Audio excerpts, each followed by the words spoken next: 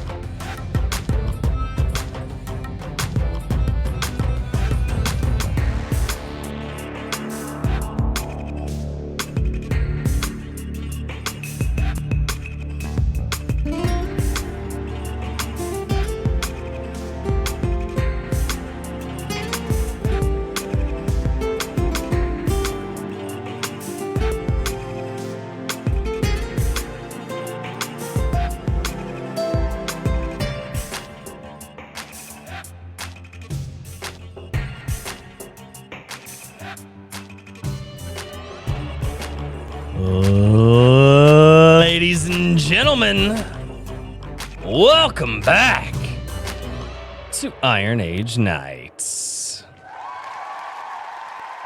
How is everybody doing this evening? Hello, chat.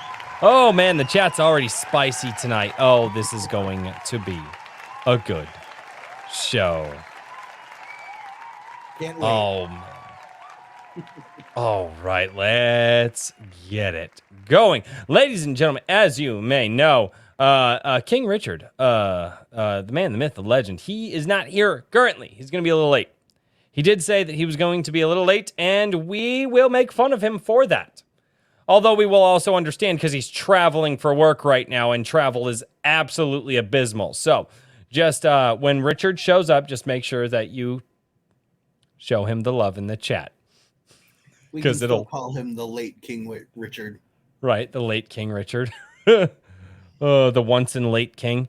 Anyway, so let's go. Before we get to our absolutely fantastic co-host and possible co-hosts, depending on what happens with Richard and our fantastic guest this evening, let's say hello to the chat over on Rumble.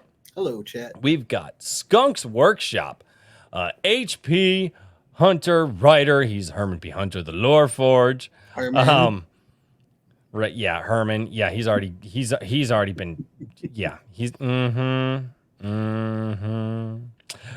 got Lieutenant Bob, known on YouTube as King Bob.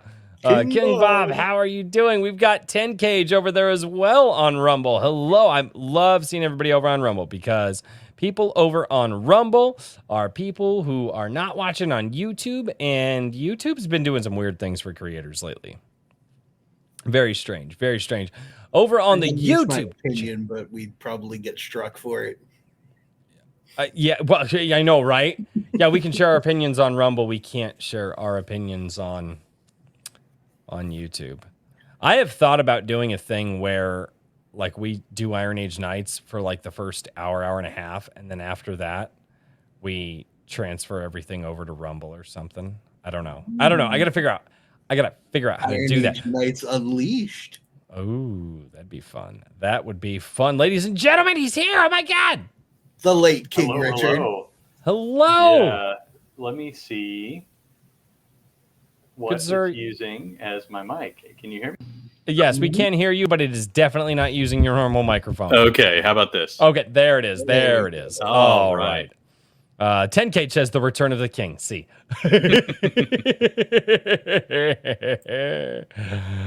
Oh God.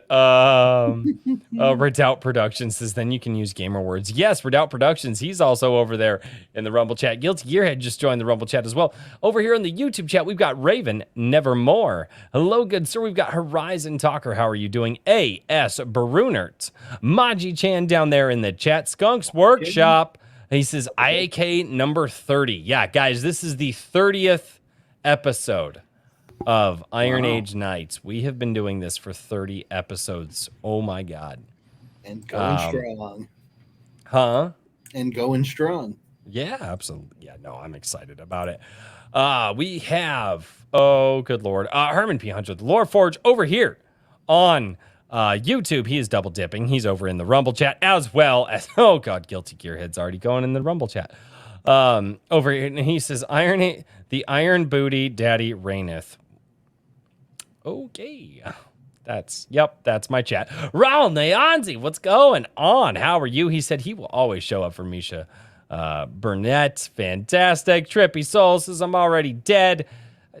Trippy, you must revive. You have to come back. James Craig. Trippy. Right. James Craig is down there as well. 10K, he's double dipping as well between Rumble and YouTube. Redoubt Productions. How are you doing, good sir? Also double dipping. King Bob. He says, but. Now, Misha, I don't know if you know this, but there was a movie that came out many years ago. When I was a kid, my nieces and nephews loved to watch it. I was like 12. It's called Finding Nemo. And in Finding Nemo, he swims up to a boat, calls it the butt, and he slaps that butt. Now, that butt reminds me of the like button. And so I tell everybody to be like Nemo, ladies and gentlemen. Touch that butt. The butt, the like button. That one. Be like Nemo, ladies and gentlemen. Touch that butt. So not the Iron Age booty, the like butt. Yeah, no. My butt, the only person that's allowed to touch my butt is my wife. That's we've got Wrangler down in the chat as well. Guilty Gearhead, what's going on? Mr. Mind Flayer, how are you doing over on YouTube? We got Darkish Multiverse, Aaron Behringer, Jose Hernandez. The chat completely jumped on me. The Lord Otter, Paladin Dragoon Rider. How is everybody doing? TSBOL, the Legends of the Brave Bard. And I think I am. No, Spartan Bot 101 was gifted a member. Oh, yeah, that's right, because the chat jumped on me. Wrangler gifted 5 A Drink with Crazy memberships. Thank you so much. And Maji Chan just went over to Rumble. Oh, my God, Maji Chan's on Rumble. Yeah. Love seeing people over on Rumble. Love seeing people on Rumble. So, guys, whether you are on Rumble or on YouTube, I do hope that you have an absolutely fantastic time with the conversation. Paladin Dragoon Rider for $2 says, Anvil Magazine almost at 550 backers. Yeah, that's awesome, dude. I saw that. That is absolutely incredible. I'm glad that I was able to do that. Jersey just joined the Rumble chat as well. Well, ladies and gentlemen, I can't say hi to the chat all night. I do have to introduce my fantastic co-hosts. One was late, might make him a little gay. The other one was on time. And then we have a fantastic guest as well. But ladies and gentlemen, without any further ado, the man, the myth, the legend, IronAge.media, the King Richard. How are you doing, good sir? How was your last week? It was chaotic. I went down to Mexico for work, and it was definitely not a tourist destination. So, it was fine, but it's been a long week, and I didn't get in until about 1 a.m. or so last night. So I'm still playing catch up. I haven't even gotten the site fully updated because, of course, everybody wanted. I saw your frustration in your tweet today. Yeah, I know. Yes, everybody, I have seen your submission. No, I wasn't really frustrated. I just wanted people to know because I was like, my God, there's a lot. So there were a lot of submissions, and I got to get the voting up. So I'm going to try and do that before we're done tonight. So I might take a brief intermission and hit the upload button. Who am I going to rely on then? Well, I'll be here. I'll be here. I'm just giving you shit, Daniel. Although I also need to I'm going to have to step away at some point in time because I've got something in the Instapot for RH Snow. So oh, wonderful! Yes, keep us updated on that. we got to get that done because we're going tomorrow. Because if we don't go tomorrow, I don't know when we're going to go. Good. And yeah, and everybody who has been offering up prayers for RH Snow or helping out with that situation with her husband, thank you all so much. I don't say thank you on behalf of RH Snow. I don't feel that I have the right to do that. What I will say is I will say thank you on behalf of the A Drink with Crazy Gilded and the A Drink with Crazy channel, because I can do that because you guys are absolutely fantastic, and you guys are coming together and rallying around somebody who needs it right now. And so thank you guys from the bottom of my heart for being just the absolutely amazing people that you are. Seconded. Yes, and I'll send everybody's regards. If you want your name added specifically to the card, please DM me on some platform. Just make sure it's an actual direct message and not like a tag, and let me know if you want to add your name and if you want something other than your screen name used. So, I do. Paladin, I will do that. But send me a DM because I don't trust myself at this point. I think you just did, but anyway, yeah. So that's all I was gonna say is I'm like, we're going tomorrow. Huge shout out to Sword Rush, who's I think is in chat. I don't know. Yes. No, Sword Rush is not in chat tonight. Sword Rush is an absolute beast. He and his wife did the like basically almost all of the cooking and prep for everything. So huge shout out to them. Yeah. Anyway, I don't want to keep rambling about it, but if you want your name in the card, DM me tonight, or else it's going to be too late tomorrow. Generally, at this point, I do not address chats or anything like that. However, I am absolutely going to address this chat because HP Hunter, writer, over in Rumble. That might be the day job, Colin. That might be the day job, guys. So, but HP Hunter, writer, says, I'm telling you, he uses hair gel on the wig. And then he follows up with, no man has such naturally bounce and form in their hair like that. I suspect follicular juicing.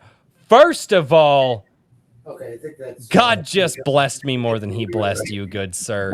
And second of all, no, there's nothing in the hair. I don't know, Daniel. I've never heard the term follicular before, and the fact that that just rolled right off his tongue makes me think my ass, I struggled through it. Don't even try to change that. Historical revisionism. Historical revisionism right there. I'm going to have to go with Royce on that one because I saw in his eyes the look of, how the hell do I say this? Mr. Daniel P. Riley, how has your last week been? The usual. Well, there went my soul. It's always the same thing. Serving other writers, helping them make their projects incredible, and working on my own stuff. I've been getting multiple phases of the end of the month book launch project, aka the super secret project, because I know it pisses Royce off. And other than that, that's just and guys, no, he does a lot of work for a lot of people. Actually, he even helped me and gave me some quick pointers for a video that I'm prepping. I'm hopefully going to get the Dr. Stone video recorded tomorrow because it's supposed to be raining like all day. And so Daniel, I may touch base with you tomorrow at some point in time. Sure. If I get some snags. I don't know if you're free at all, but I might just reach out and just have a quick conversation about some things. If I get family, but otherwise I'm pretty free. Okay. Yeah, I'll shoot you a text message. But yeah, but even like that's the thing, guys, even helping me with my YouTube and structuring this video that I've been trying to get done for the last 2 weeks, but my wife made me get chickens, and so I had to take care of them. But hopefully Dr. Stone video will be done. Hopefully an Iron Age top 5 of May. The first one of the top 5 Iron Age projects that I'm going to shout out. And there are going to be some things in there that you might not think of or remember, but that's going to be another video. And then I'm also going to do another Eric July Isom video talking about the character of Isom. So those are the 3 on my docket this weekend, and I am hoping to do get some higher quality stuff out there. And then I also have to, move my entire setup and build an office area. So we shall see. For $5 over on YouTube, Kikomon says, show me, show you. Kikomon. Drunk Kikomon. Oh, yeah. Gonna be a good night. Absolutely. Now, ladies and gentlemen, I will no longer be reading super chats until later in the show, unless it's relevant to the conversation, because we are going to introduce our guest. He notices. And he notices. What did I notice? No, unless it's relevant to the conversation, yes. And you notice. Also, yes. Dr. Stone, anime or manga? I'm not caught up with like the manga story. I know, I believe Dr. Stone was finished already. So we'll be covering the show and some philosophy in the show. That's the whole point. It's going to be, guys, I'm really putting in some work on this video. So I hope you guys like it. And I know what it's about. It's going to be awesome. Yeah, he actually knows what it's about. He knows the philosophy and my angle of attack on it. So it's going to be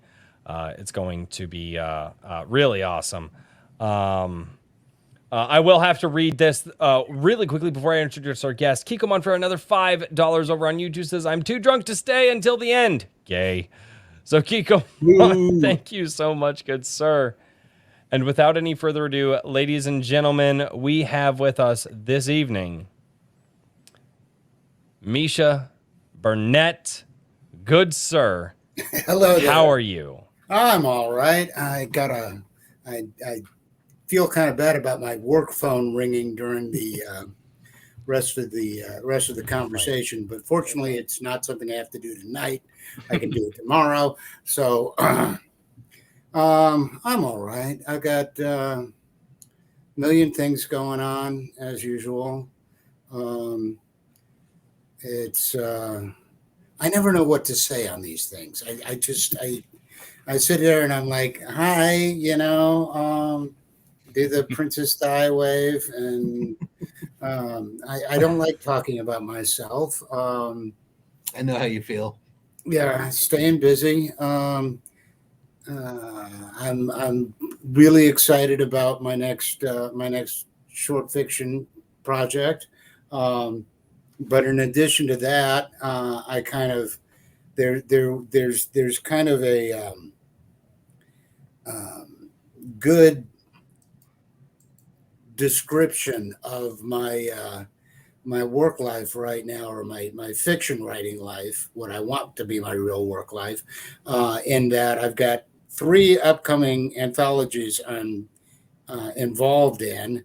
One of them is the Fantastic Schools faculty, which is a series of collections that are not Harry Potter, but are schools that teach magic is the theme. And I've been in a couple, and I've got another story I'm working on that they had some edits I'm doing. So there's that going on.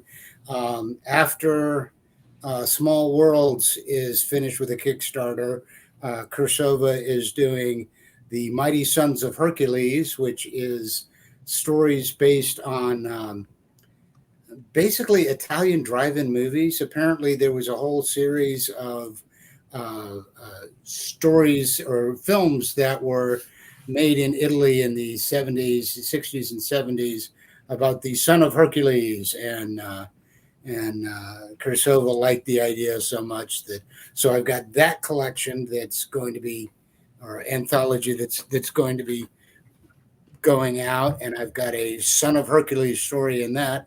And then the third one is Jay Mansfield, I'm going to mispronounce it again, Wixel, who does Tales to Make You Vomit, is doing. Oh yeah, we've covered that. That looks so good.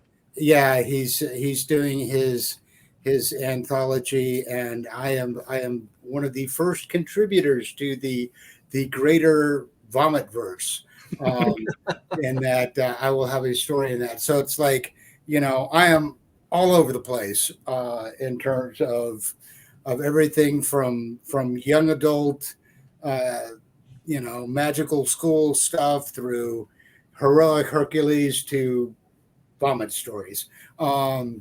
Which is, I guess, it's interesting.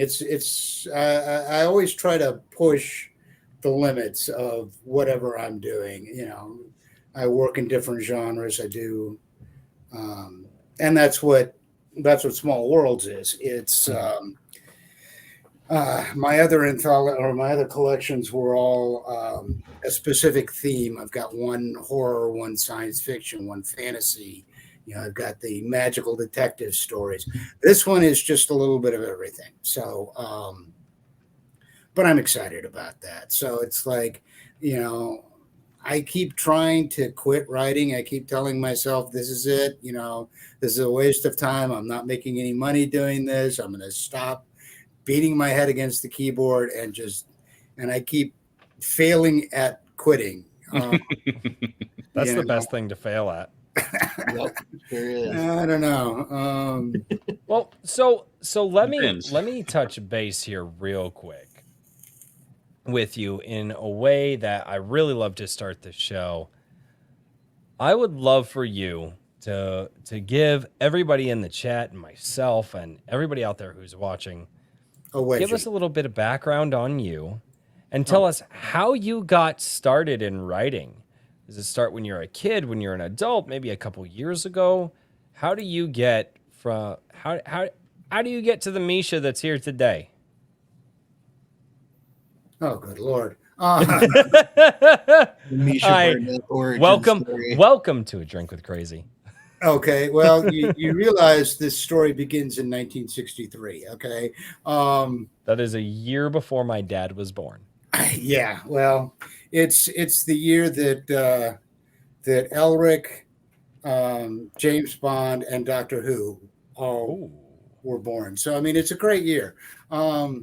63 was awesome. Anyway, I've always loved science fiction and fantasy. I grew up reading my mother's old books, which means that I read a lot of stuff that, she had a lot of new wave stuff, Philip Dick and Samuel Delany and, people that I probably should not have been reading as young as I was reading. Always wanted to write. Interestingly enough, the other main love I had as a kid was poetry. I fell madly in love with Edna St. Vincent Millay and T.S. Eliot and Walt Whitman, and I just adore poetry, and which is why in my last collection, Atlas of Bad Roads, I had a poem along with every story. Then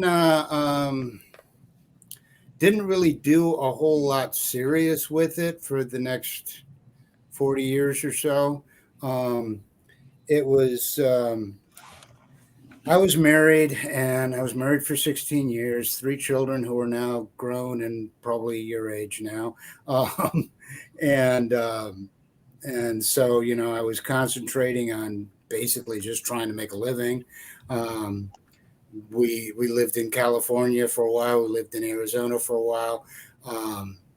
And so I didn't really have time to do anything other than bare survival.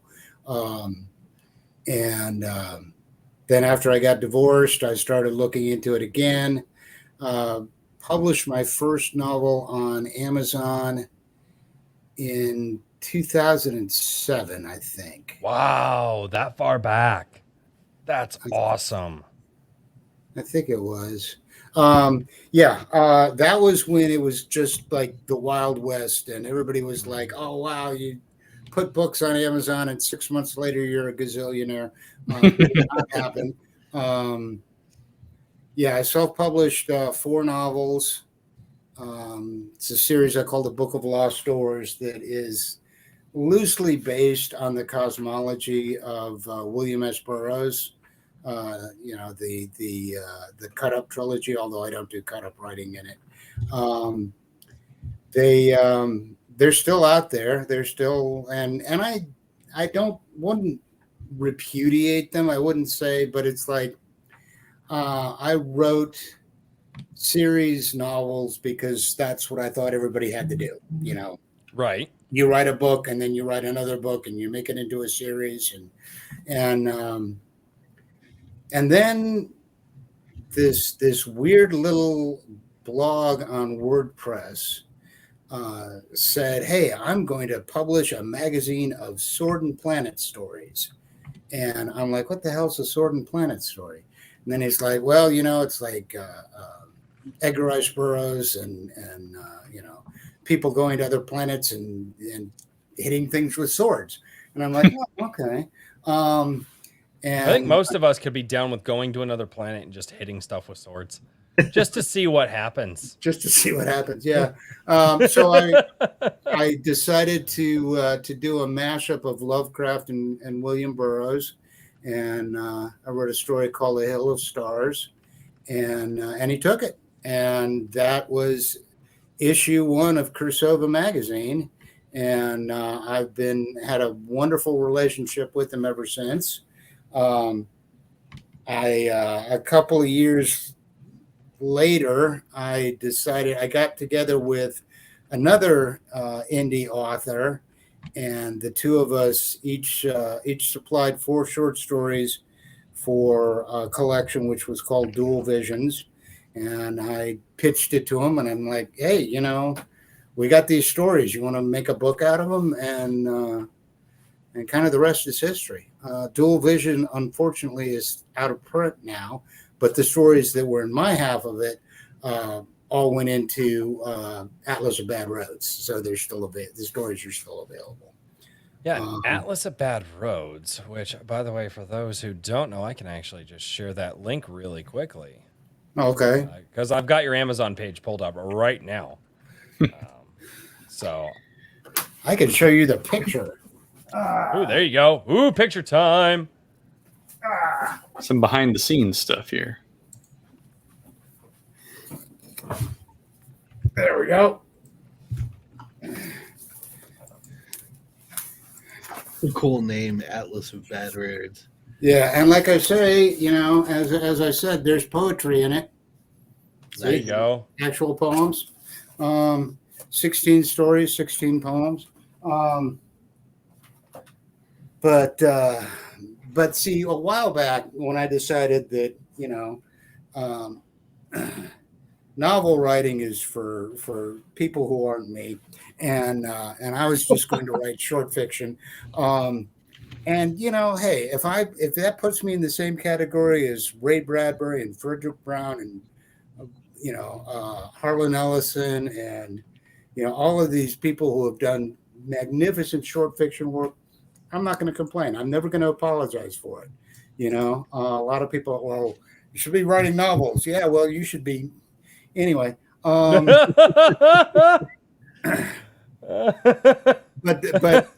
I decided that what I wanted to do, what was going to be my kind of my benchmark, was that I wanted one anthology of science fiction, one of fantasy, and one of horror.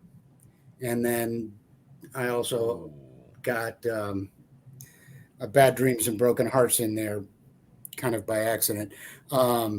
And I managed to do that, and so it's like, you know, I'm not going to apologize for it. This is what I do, and I like doing it. It's my output isn't as great as, you know, most of your pulp rev writers, but you know, I'm creating a new universe every 10,000 words. Okay, cut me a little slack. It's not like I get to, you know, coast along in the same world for a million words. Am I even coming close to answering your question, by the way? Yep.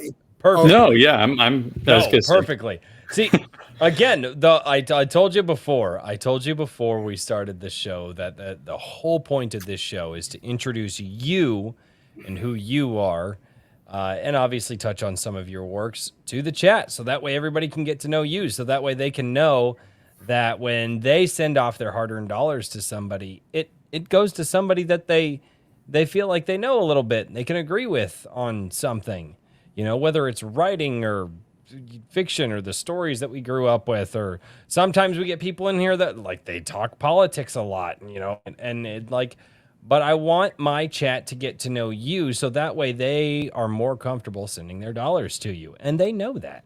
Like I say this all the time. That's the point of this show.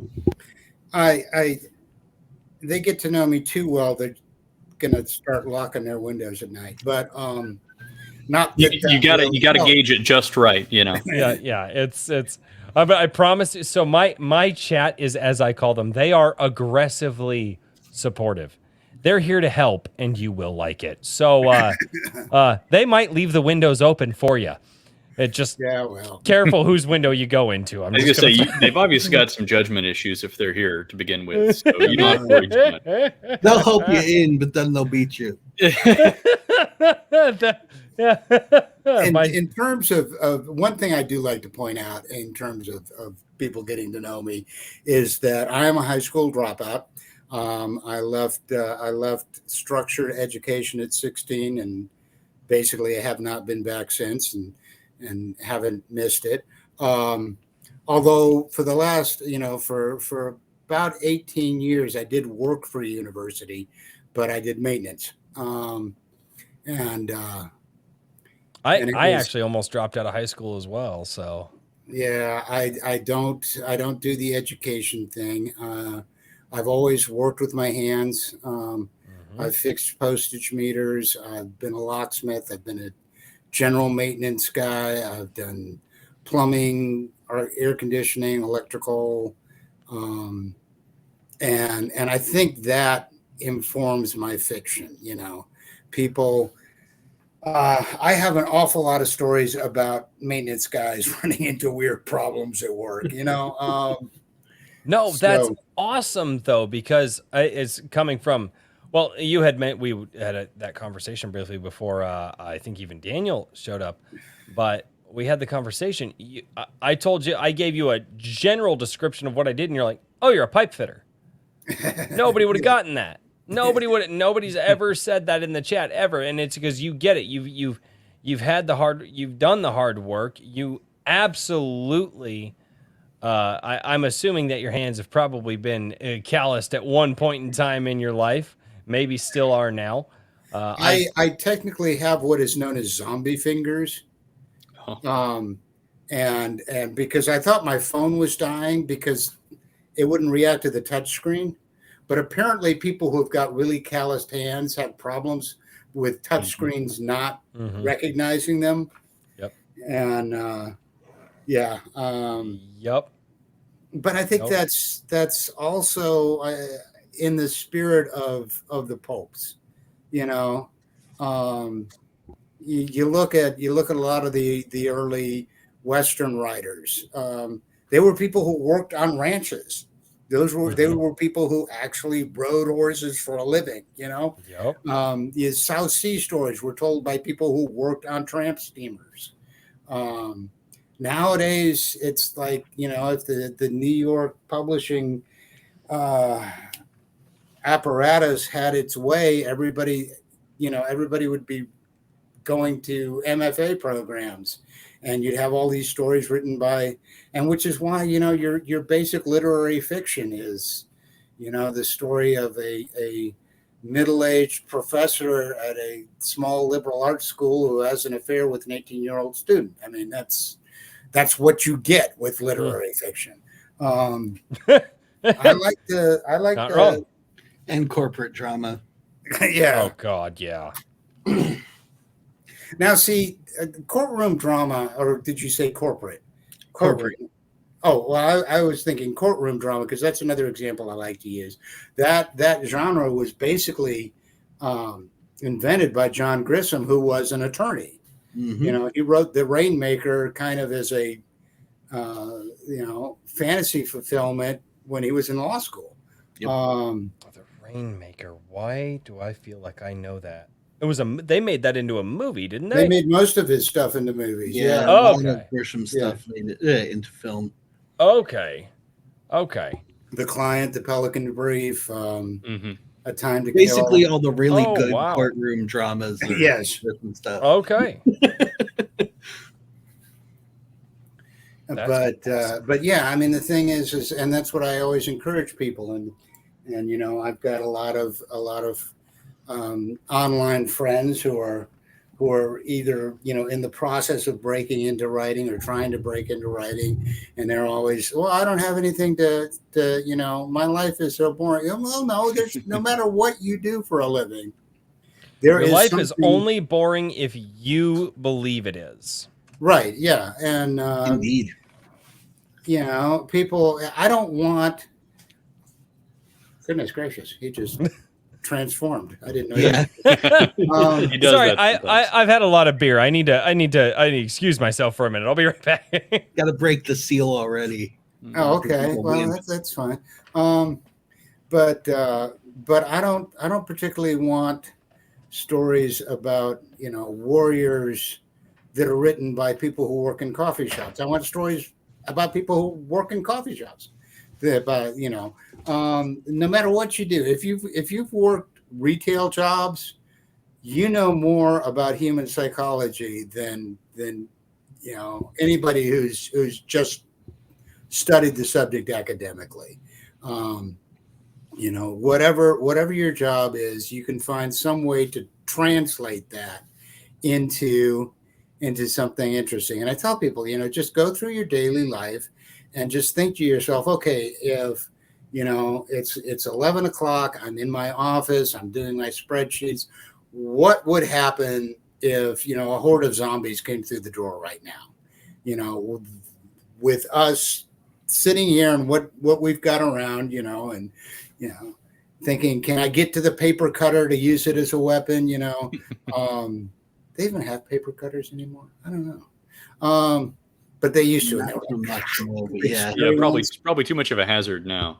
Probably, yeah. Oh, sure. And those things are wonderful weapons. If you, I was going to say, when I was in high school, we weren't supposed to use them without supervision. So by now, things have probably basically a machete, man. Yeah, there's a film called The Faculty. Oh yeah, no, I know which one you're talking about. That's right, yeah, in which a paper cutter is guy employed, rips the blade off. Whack. Yeah, it's great. But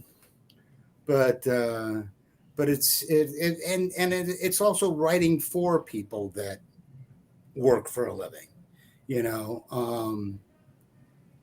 Not to imply that, you know, not everybody does, but I mean, you see so many things going off on a tangent here. Thriller, adventure, you know, kind of movies, heist movies, that kind of thing. You know, so many of them, I look at them and think, did anybody who worked on this script ever actually enter a man-made structure before? You know, they've been in a bank. You know, yeah, you got people that are you know, climbing through air ducts. It's like, have you seen an air duct? You know, unless you're like this big and way less than 20 pounds, you can't climb through an air duct. Okay. I hate that I love Die Hard as much as I do, but like the air duct scenes, I just don't worry about them. I think this is a uniquely well reinforced building.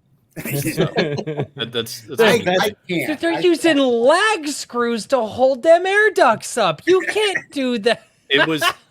I was gonna say it was designed start to finish by a mechanical engineer instead of a proper civil engineer or something. And what we would do, what mechanical engineers do, is they just take the safety factor on everything. They're like, 2, we'll make it 4. It's fine. At least then nobody will complain, and we won't get screwed if something goes wrong.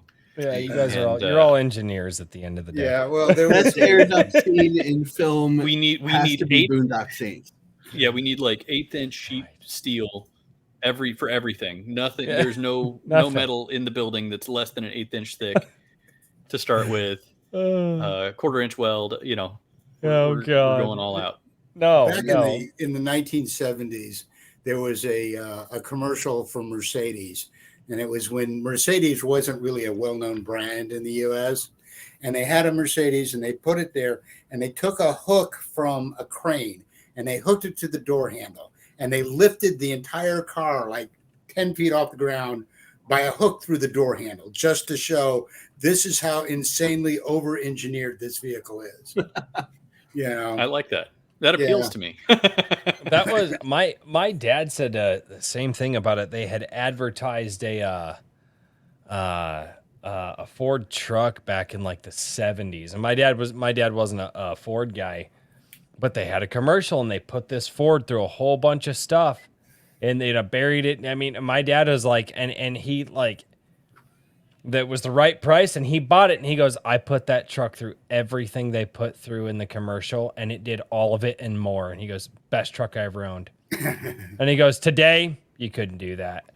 No, like, you couldn't. He goes, yeah. And then there's a reason I think all Fords found on road dead. Mm-hmm. I'm a third generation Ford man. Okay. Oh no. I'm so sorry. All I have are bad Ford jokes. Yeah, well. I own two of them. I used to work at an auto parts shop as the parts manager, so I spent a lot of time in the garage with the mechanics, and that's all they ever did was complain about Fords and crack jokes. They are a pain to work on. I will. Everything's a pain to work on these days. Yeah, nowadays. Well, this my was like 98 Expedition, half of the engine was underneath the freaking windshield. Just to change the plugs out on that thing was a nightmare. And that was a 98. Yeah. No, the days when you used to be like, you know, hey, you got to get a couple of guys over here. We're going to put a new motor in my, you know, no, not anymore. Oh, yeah. You're not putting a new motor in a weekend. That's for sure. Nope. So, what are you drinking tonight, good sir? I am drinking Electra Moscato. Is that a wine? It is a wine. Yes. Yeah, it's a sweet wine. Okay, fantastic. Yes, my roommate brought it home from work. Oh, there you go. Yeah. Never turn down free booze. Yeah. So awesome. Yeah. I will say this, gentlemen, out of all the conversations that we've had so far on the channel, we haven't had a blue collar guy who's been open to talking about the blue collar work in life the way that Misha has, and I'm excited. I like this. Well, here, no, I could, you know, transfer this to my phone, take it out to the van, and show you, you know. I said we might have to reel Royce back in here. He's going to start asking you to see your garage. Oh yeah, no, it's bad. I'm not. They tried the after show. I'm not supposed to tangent. No, I do have you answered a question that I had lined up, which was about your each piece of short fiction, whether or not they fit into a larger universe, or if you had a couple of universes that you draw from. But you're saying that each one is a one-on-one. You know what I mean? Well, I do have several. Have I got a copy of it now? For example, my collection, Bad Dreams and Broken Hearts, is they're set in the city of Drakenheim, and the main character is Eric Ruger, who works for the Lord Mayor's Department of Public Safety, and he's a police detective who investigates magical crimes. And Drakenheim is like basically 1960s level technology with magic. They've got telephones, they've got cars, and I've got a number of stories that are set in that Drakenheim world. I've got another bunch of fantasy stories that are I call it kind of Ashkenazi fantasy. it's the culture is based, pretty much on Fiddler on the Roof, Eastern European Jewish.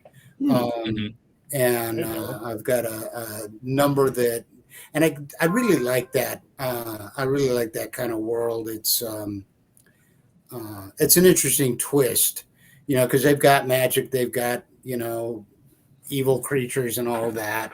But it's kind of like, what would Tevye do with an evil lich, So I do have some that fit together, mostly on the fantasy side. Now that I think about it, I don't tend to connect my science fiction stories.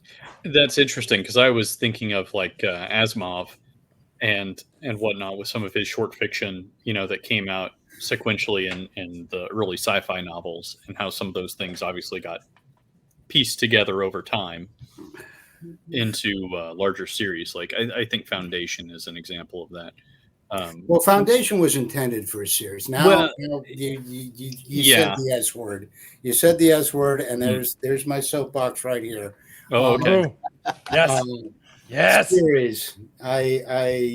I think that's a terrible thing to happen to publishing, and the idea that every novel has to be part of a series, and you get so many writers that are like, oh my God, I've got to write 12 novels in this series. I've got to do this. And the publishers are retroactively making an author's work fit into a series, whether it's like I saw somebody who had a list of Ursula K. Le Guin's Hainish novels. Okay. And, Hainish novel, but it's like, I'm sorry, but The Left Hand of Darkness is not part of a series with Brookhannon's World and the Dispossessed. There are similar, there are, the ecumen and different themes that she used in constructing those novels, but they're not, that's not like, the way series are done today, where you've got, Space Opera 1, Space Opera 2, Space Opera 3. And even if you look at Robert Heinlein, who's famous for the future history. Oh dear, my screensaver came on. He never really intended to do that. It's just that after he'd written a bunch of stories and sold a bunch of stories, he started making a chart just because he's an engineer. That's what they do. And somebody else came up with the idea of future history, but not all of them fit into that. And there's differences in, because of course he wrote over a long period of time, and things changed. What we knew about Mars in 1940 versus what we knew about Mars in 1970. Those kinds of things. And I think it's cool to connect them, but it can become a straitjacket as well. Yeah, I understand that for sure. I also think, it's kind of like you're saying, a lot of the series stuff has been publisher driven, and that's what I've heard as well. And I understand publishers, like, I can understand publishers wanting series because they sell better and everything else. I understand the rationality there, but I think that there's also, definitely, like, people got to be cautious about saying, all right, I'm going to sit down and write 10 novels, you know what I mean, in a row, and that's going to be how it works. The story takes as long as it takes. Yeah, and I find that between 10 and 20,000 words tends to be my sweet spot, which is on the long end of short story. And then, of course, you've got some people who are like, under 10,000 words, for a submission. And it's like, well, I'll see what I can do. try to keep my rambling to a minimum. to me with Richard's writing prompts. Yeah, I realize that the prompt voting is going to start this week, and I'm like, oh no, at least I read a bunch of Anvil submissions on the plane the other day. Well, when I was working on the Chroniclers ones, way back when I was doing the story prompts myself, your constraint was 5,000 words, so I had to try and keep it in range. Yeah, and I was trying to keep people under control, but enough. Yeah, even though nobody else was, I'm like, I am going to make this 5,000 words exactly, because I could make it 10 or 20 or make it a whole freaking novel. Yeah, maybe I should bring the upper limit back and just make my demands. No, I don't know. No, your submitters are kind of like my chat, and I can say that because most of them are my chat. True. You must never give them an inch, Richard. Never give them an inch. Well, it's too late for that now. Get your newspaper out, roll it up, and be like, no. Yeah, they're not that close, or else I would. So careful what you say. We're thinking about doing a meetup here. So in about a year. That is true, and I'll be sure to bring a newspaper. Yeah, Richard will be running through Iron Con smacking everybody. Wait, do people still publish newspapers? Actually, okay. So check this out. We'll make one just so he can roll it up and hit somebody. So check this out, Misha. Believe it or not, so there's some guys out there that are writing stories that are kind of a bit more the steampunk style genre, or even old noir style, detective style noir, older. And what they've done in order to try to give something extra to the world that they're building, so you get like their comic or their book or whatever, but what they're doing is I had the idea on a show, and a couple of people actually took it and ran with it, and they're actually creating newspapers, and like just small short newspapers that are written about like articles, that just a bunch of different articles of the worlds that they're writing, and selling those as tie-ins, so you can get kind of like the background lore. Right. I think that's a great idea. I would. There's another collection I have in mind that I've considered doing that as basically in between the stories, doing a newspaper article. But I think it would be. I think it would. I mean, if somebody were able to do just a small like mini. Right. Yeah. 6-page newspaper. So it's 3 pages front and back. Right. Type thing. Have some articles on it. Have a word search. Have a comic strip. But all of it built into or built from their world that they're doing. Right. Ads. Mm-hmm.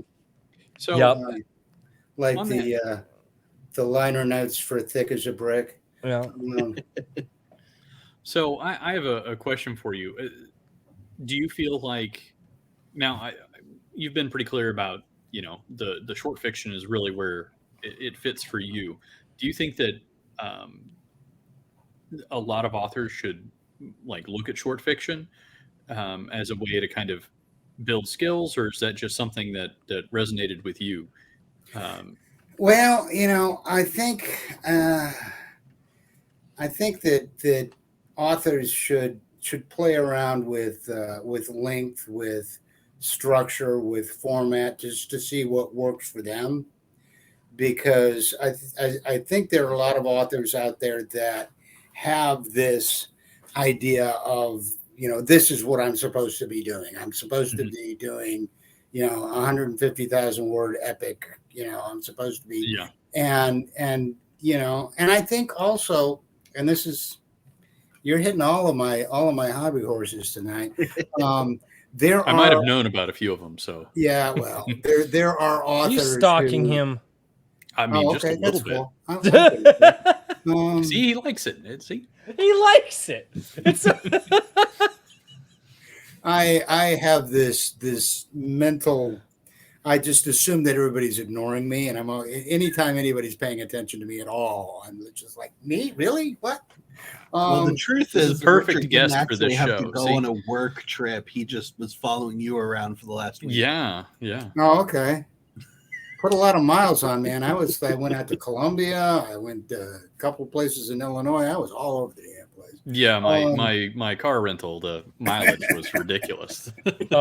Really quick, gentlemen, I have to interject because these will disappear because YouTube and StreamYard doesn't.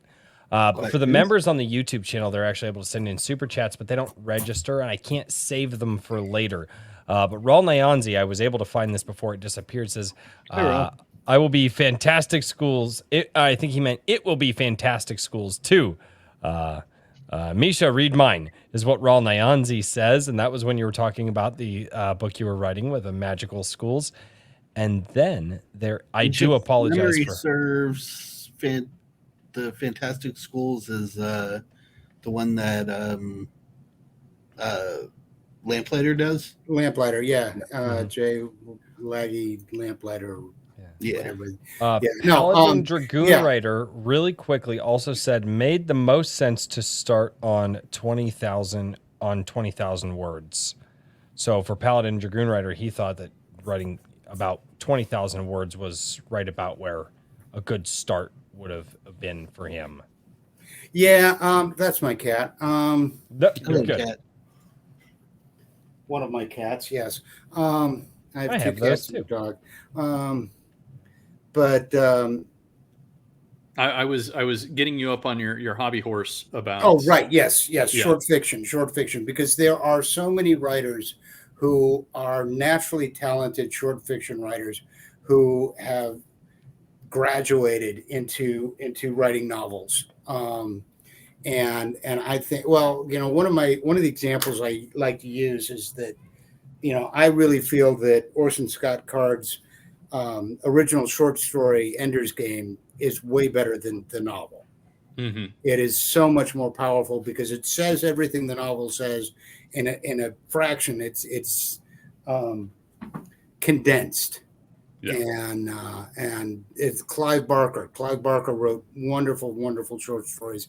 And as much as I love Weave World, I think that when he moved to novels, we lost something.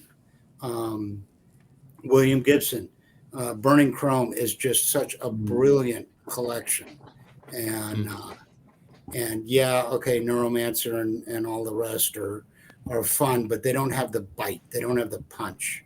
Even Ray Bradbury, towards the end of his career with Murderers of the Lonely Business and Graveyard for Lunatics. And, there are things paradoxically, there are things you can say in a short story that you can't really say in a novel. I was going to say that it kind of gets muddled. You put so much before and after. It's like it's like if you throw out a nice quip about something, but you keep talking, it's like you've completely lessened the impact of the right. Yeah, it's almost like somebody overdoing a joke. Mm-hmm. Right. Yeah, exactly. It's like it just could fluff. Yeah, it's just fluff. That's why I like the Iron Age so much and the indie pub community. We don't force ourselves to hit a page count. We don't force ourselves to put out a big thick boy book. We just tell the story, whatever length it has to be. 100 pages. Raleigh, by the way, has clarified what he meant is that he is going to be in the Fantastic Schools book, and that I have read his. I read his story, and that one I don't think I gave him any notes on. I just said, "Yeah, go ahead, send it." Send it. Yeah, sometimes I'll give notes, and I can be really brutal, and I always warn people. They're like, "Could you read this story and tell me what you think about it?" It's like, let me stop you right there. And are you sure you want to know? Because I will tell you. I'm sure some of the folks in the chat who have worked with me can attest to the question of, do you want my personal reading opinion or do you want my professional opinion? Yeah, well, I'm not an editor, and I can just tell you what I think of it. What is all this money, by the way?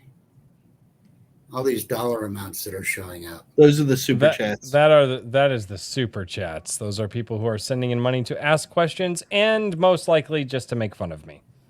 Okay. But support the show. Yeah, okay. They support the show, and they're most of the people here now are actually a part of my Gilded community. Some of these guys are people who actually support me monetarily over through Gilded, which is similar to Discord, basically. I know Gilded. Yeah. So no, it's I've got my Gilded. My Gilded is one of the best on the planet, if not the best on the planet. And I don't the Wild West. Well, I say that because I've had several people come to me and tell me that my Gilded is the most active that they have ever seen, bar one or two. I have more people interacting in my Gilded every single day than people with 30 times, 40 times the amount of people. Yep. A lot of them are writers, creators, poets, musicians, and memers, and people just there to have fun. And they help each other out. They talk with each other. There's a massive network. You talked about networking early on. The major networking happening in my I think there's more networking happening in my Gilded than I realize, because I've talked with Daniel about it, and Daniel's like, oh yeah, no, I talked to this guy, I talked to that, and we're all talking together, and Daniel's clued me in on more of that. But yeah, my Gilded is there is a private chat. I can drop my Gilded link if for some reason you're interested in joining that and talking with other people who are like-minded writers and all that. Or just enjoying the memes that flow by all day. Oh, yeah, they've made a bunch of Brokeback Mountain memes of me. Got so much stuff to keep track of. Yeah. No, I know how you feel. It's simply Although I do miss G+. Oh, wow, that's old. Wow. Excuse me while I get my friggin' walker. It's all right. I'm there with you. But shots fired an hour into the show. I know. I'm like, I usually tell people, I'm like, you don't need to tell me how old I am. I don't feel that old. I'm not old at all. I'm 31. I'm not old at all. So I'm the oldest host on this show. Yes. Anyway, but I was going to say, G+, we ended up putting together a couple of different collections in using that. That's what we. Okay, we all miss G+. Yeah, see, Raleigh was was on there with me, but I did the. When I did the Eldritch Earth, and I kind of opened up that setting to the world, and the people who wrote the Eldritch Earth stories in that issue of Kursova, we all talked ideas on G+, and it was nice because there were people who actually knew what they were talking about and could tell the difference between the Devonian and the Cretacean and the Precambrian period, and actually give me some hard data on what the world would have looked like 140 million years ago. Got some learned folks in that group. Yeah, and that's the cool thing, is because and that's the internet in general. I probably spend way too much time on Twitter, but you never know when you're talking on Twitter and the guy you're talking to designs nuclear submarines for a living, and you'll say something and like, well, no, actually there's that and the other thing, and I always tell people that if they have security questions, that I am available to because rule of thumb, if you've seen it in a movie, odds are it wouldn't work in the real world, I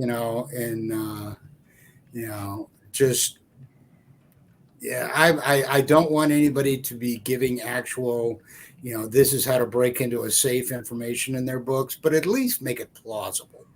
And it's like we were talking about, crawling through ducts, but trust me, in terms of even fire alarms. Come on, everybody ought to know how a fire alarm works, but they don't. Yeah, no. So the fire alarm works when my wife forgets that she left the kids' pizza in the oven, and then the fire alarm works. She's not watching right now, so I can make that joke. My wife, amazing cook. But she's gotten so good that she's just like, I don't need to set the timer all the time. So she'll throw something like just an oven pizza in for the kids, and walk away. She's like, no, it's fine. And then she'll forget. And then I remind her that she forgets. And, then I'm in trouble. And that's how fire alarms work, ladies and gentlemen. Fair enough. Am I a little off on that? I feel like my definition was a little bit different than yours. Well, yeah, I am not a good person to be watching thrillers and heist movies with, Oh, no. Oh, my wife hates it when I watch movies with her because I'll start pointing stuff out. I'm like, that's not how that works at all. Anyway, the big exciting scene in Speed with the very beginning, not even getting to the car part, which was just so utterly ridiculous. But in the beginning, there's a scene where there's this elevator that's hurtling down, and it's like, guys, no, elevators are not designed. A lot can go wrong with an elevator, but even if you cut the cables, it won't drop down the shaft. You would have to do so much. There's so many different kinds. There's like 3 different safety systems to prevent that from happening, and you have to disable all of them. For a catastrophic failure like that to happen, you are talking, I mean, even at this point, 1 in a billion. Yeah. Maybe more, maybe 1 in a couple of billion. I mean, but that's what's so fun about movies, right? Is that you get to play out those 1 in a billion chances of something happen. But there are times, like, my wife has flat out looked at me and she's like, shut up, I don't want to hear it. And I'm like, but it doesn't work like that. And she's like, I don't care. I'm all right. My roommate is a big true crime fan, and she was into Anne Rule way back when, and is always watching these documentaries, and she likes CSI and NCIS, and I like NCIS, but until they got rid of DiNozzo. Yeah, basically. Well, it was really when they got rid of Ziva that I kind of lost interest. Yeah, because DiNozzo bickering that. Anyway, but the point is that I agree. I 100% agree. She'll sit there and like, oh, you fool! Can't you tell that's low velocity blood splatter? And she's a big Jack the Ripper fan, and she'll be like, oh no, that didn't happen. No, and that's always kind of fun, a little bit scary, I always get the feeling that, if she decided to get rid of me, nobody would ever find my body. Yeah, I think it was Blanley Pardo was talking about how I think his daughter, he writes with his daughter, true crime stuff. And he was talking about his search history being, extremely incriminating. It's actually the opposite. It's like his wife is even safer now. He's like, I definitely can't kill you because the first thing they would do is go to my browser history and they would know it was me. So I do that for all my books. I research, look everything up, and sometimes it's some pretty wild browser history stuff. I spent like 2 days digging into the research of the interstate highway, which once you start looking into that, the whole interstate highway thing there's a lot of Tim Powers' unanswered questions about why did they do that? Why did they do that? You know, specifically about the state of Arizona and when they put the highways in and when, you know, when Route 79 or State Route 79 became Highway 40 and, you know, the construction and why it overran so much and all that kind of stuff. And I'm doing all this tons of research for a 6,000 word short story, you know. And most of what I researched didn't end up in the story. I mean, I needed to know it, but yep. Yeah. Lights on my research. Hello, everyone. AGE Comics, what's going on, good sir? Say careful. If you start reading the chat, they'll start talking to you, and then it's just downhill from there. Yeah. Generally, we can make it about an hour and a half into the conversation before we get completely derailed, and then chat just ruins us all for the rest of our lives.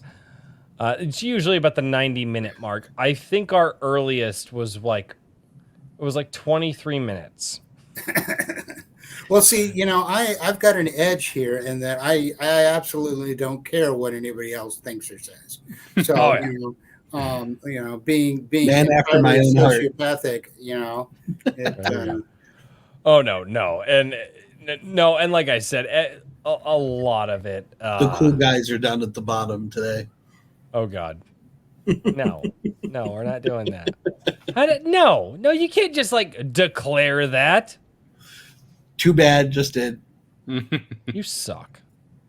Yeah, well, see, I can see the YouTube chat, but I'm not seeing I don't have the other Rumble. Yeah, you won't see the Rumble chat pulled open unless you have that open. Rumble doesn't translate over to StreamYard. Okay.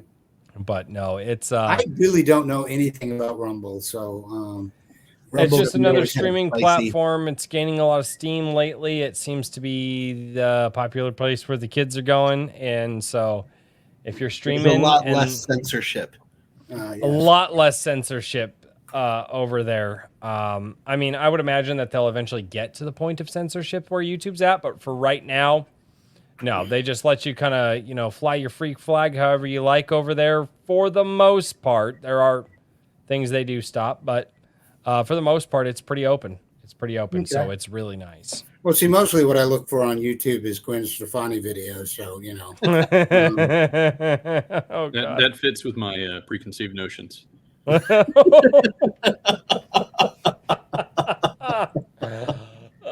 Richard. I'm sorry. Oh, man. That's fantastic. First Royce and Richard. I'm the only one being nice to the guests. Well, it's, you know. The joke is the absurdity, Daniel. The joke is the absurdity, yes. Oh, God. I'm off track. I had a question, and I just don't remember it. Well, so, here. I can get us back on track here. Uh-oh. No, Lion Mill Studios, no. Come here, buddy. Come here. Oh, more show and tell. Yeah. Oh. Even blown up, I can't really see what's on the poster there, but it looks interesting. Yeah, I know. I was just looking at that. That is. Give me Are you talking about this poster here? Yes. Yes, that is the Wizard of Speed and Time poster autographed by Mike Jitlov. He was one of the first real indie filmmakers, but he made an indie film, The Wizard of Speed and Time. God, back in what is it? It says 19. The year on here. It was really but he had a deal with a Hollywood studio to distribute it and got really badly screwed by them.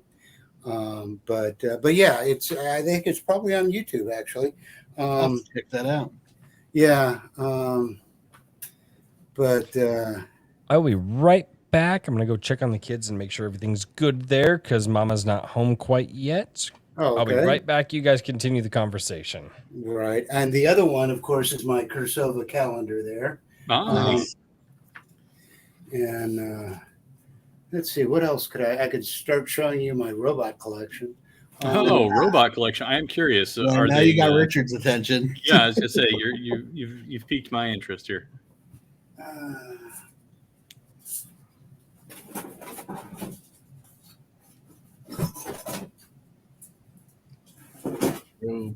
Robots. I'm always curious. Okay. Oh, cool. Yeah. Most of them are actually packed away, but oh, okay. Yes. Yeah. I've got a bunch of different. Got my robot dog. Yes. Yeah. There you go. No, it's interesting. It's years ago. Let me put these back.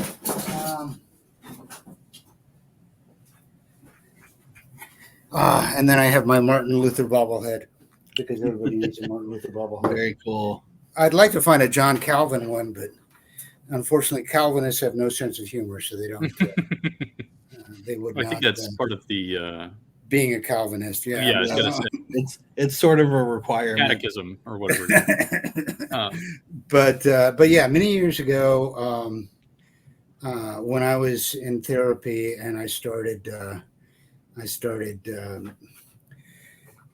buying toys for myself because all this stuff that I'd never had as a kid, and my therapist said, well, you've got a job, you can buy it for yourself now.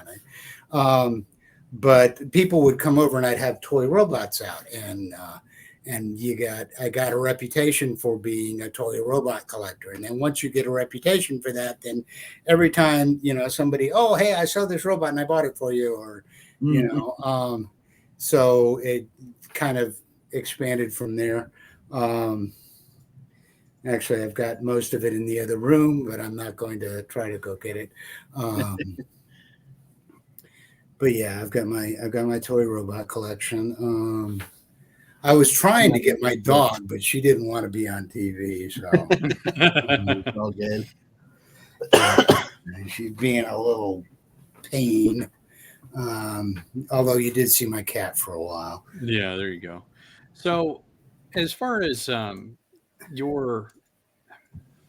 talked about some of the fiction that was influential to you at a young age and what you read. What these days, is there anything that you're reading up on that you're really enjoying? Well, most of my reading nowadays is in audiobooks. Okay. So I'm kind of limited as to at the moment my audiobook is H. Beam Piper's Little Fuzzy, which is great. I had never read it before. It's a classic. I don't recognize that one, but I'll have to check it out. Yeah, on my blog I do.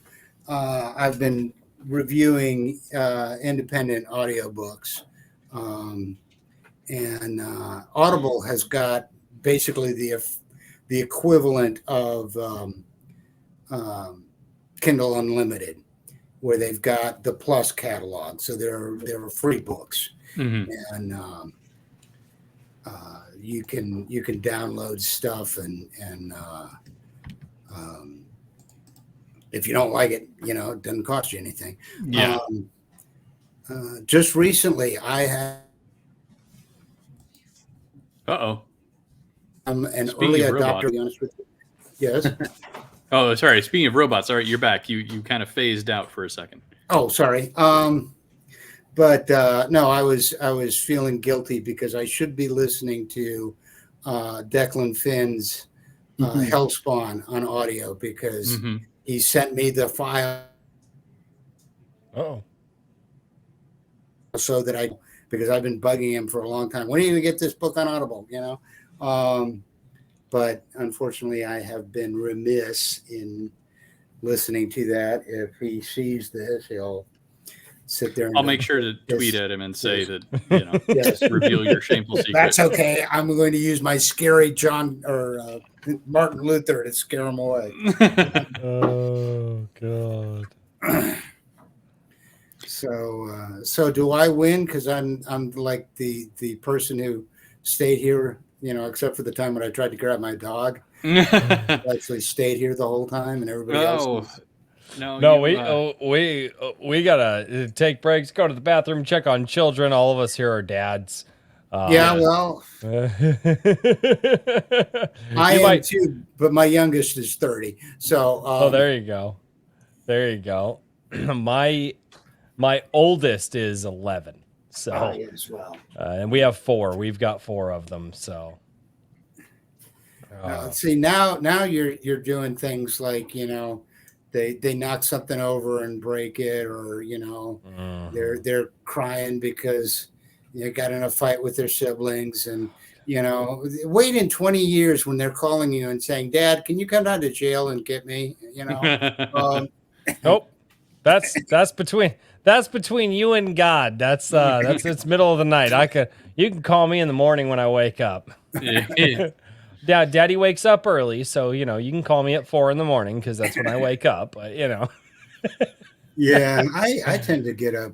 That's actually my best writing time, and I will try to get a couple hours in before I go into work.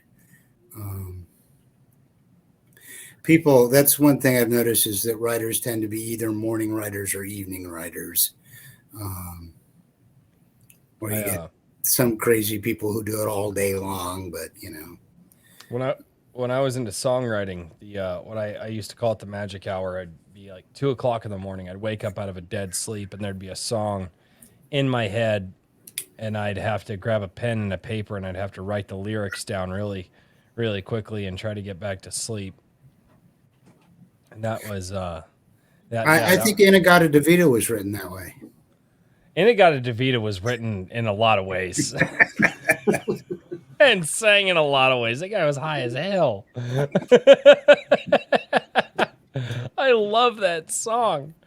Oh, I haven't thought about that song in a while. Oh, it's great. Oh, good Lord. Yeah. No, morning people are a mystery. Yes, we are. I'm an early morning person and a late night person. I hate afternoons. Basically anything from like 11 a.m. to about 4 p.m. I don't like it. I would rather not live my life during that time. Well, you know, I mean, there are a lot of cultures that you know have a siesta during the day, and that's true. You know? Oh man, you're gonna start triggering some recent flashbacks here. I don't want to go into it. What can we work? Can we do this thing that I flew down here to do? Oh no! Oh no! Oh no!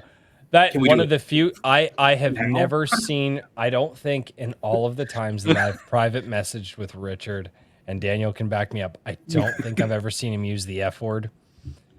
And he actually was dropping F-bombs this last week. Yeah, I was pretty frustrated with the situation. It was there was some people wanted me to be on site, and some people did not want me to be on site. And I didn't fully realize that they were just pretending to be incompetent. Well, they were both practiced, and anyway, there was a lot of things going on. But it's one of these things where I'm like, yeah, this is. I at least have a goal now.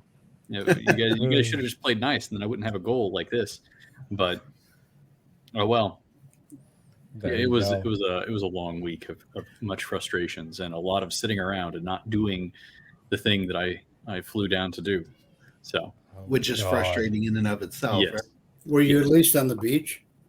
Oh no. Oh. I was in the middle of a very sweaty jungle during a heat wave, apparently. Oh, yeah. So, you know, so it was one of those things where I don't mind. Usually, I don't mind if people want to take their time, get things lined up and everything else. But if you jump up and down and say you got to have me there in 2 days, and I show up in 2 days, and then after that they go, well, we didn't know you'd be here in 2 days. That's when I come a little bit unglued. But I want to see this. I need. No. Can somebody please? I just need to see a meme of King Richard throwing a bottle of Elmer's glue away, and we go, King Richard is unglued. I need to see this. Oh, the memes are great. The memes are the. That's not a meme format. That's you're asking a lot of somebody to come up with this. Am I really asking a lot of our chat? Probably not, but I don't really want to see what they come up with. Honestly, Royce, you would have learned your lesson. Dude, I told them to make a meme of you. I didn't tell them to make a meme of me. They don't ask permission to make memes of me. I've got Brokeback memes in my Gilded like crazy. And romance novel memes. Yeah. Oh yeah. You saw that one returned today. Oh, good. I haven't even looked, but before I want to do one last kind of question before go for it. We throw it to the chat to do what they do. Oh God. This your latest crowdfunder that you're doing through Cursova, Small Worlds. In it, you're talking about small worlds are worth saving too, which I thought was a really catchy tagline there. What made you want to do this particular anthology, and what are some of the things that like pitch it to us, sell us just a smidgen here on this, if you feel so. We're on the bottom this time. Yeah, I'm not sure. This is strange. There we go.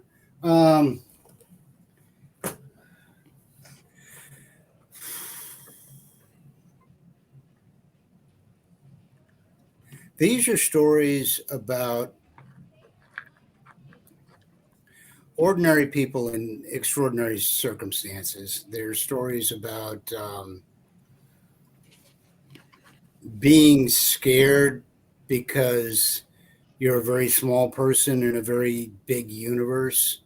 A man is a small thing and the night is large and full of wonders.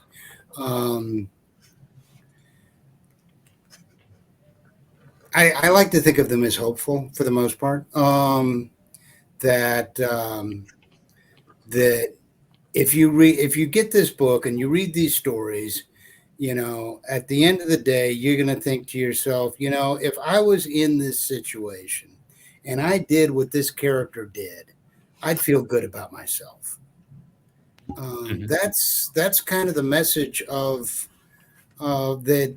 And this is not just small worlds, but small people. There's so much of an emphasis these days on the superhero, on the chosen one, on the the character who learns that they are actually some magnificent, super powerful magic whatever. The boy who lived, and I that to me, I don't like that. I like Joe from down the street who works in an auto body shop, and all of a sudden Joe's got a dragon that's trying to eat him, and he doesn't have lightning bolts, and he doesn't have regeneration or all these superpowers. All he's got is his torque wrench that he's trying to beat the thing over the head with. Because would it be too far to say, because with what you just said, would it be too far to say that that's reminiscent of kind of what Tolkien did with Lord of the Rings? Is he kind of took an ordinary type of person and put them in an extraordinary situation with like the hobbits and right. And that's the thing, is that now I am also not a Lord of the Rings fan. I love The Hobbit. I thought The Hobbit was awesome. It took me probably 45 years to get all the way through Lord of the Rings. And that's totally fine. It's just with what you said. It's just you take right, regular and see, that's people. the thing is that Frodo and Sam were, it's the local property owner and his gardener. These are not, and that's why I think it's so interesting that so much of fantasy has gone into this chosen one.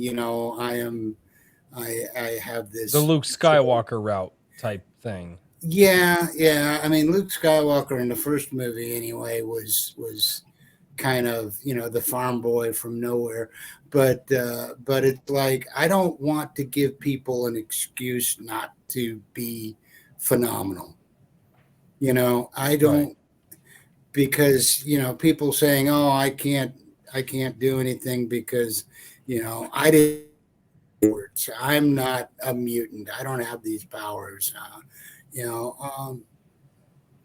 Doesn't matter. It's whoever you are, whatever you've got.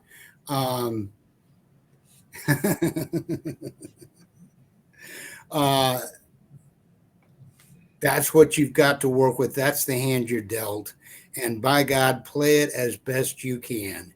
And, if somebody's talking about women prisoners in the Green and Pleasant Sky, and I want to get into that for a second. Sam Goyer, yeah. Because that's a story that's actually fits this theme that I'm talking about.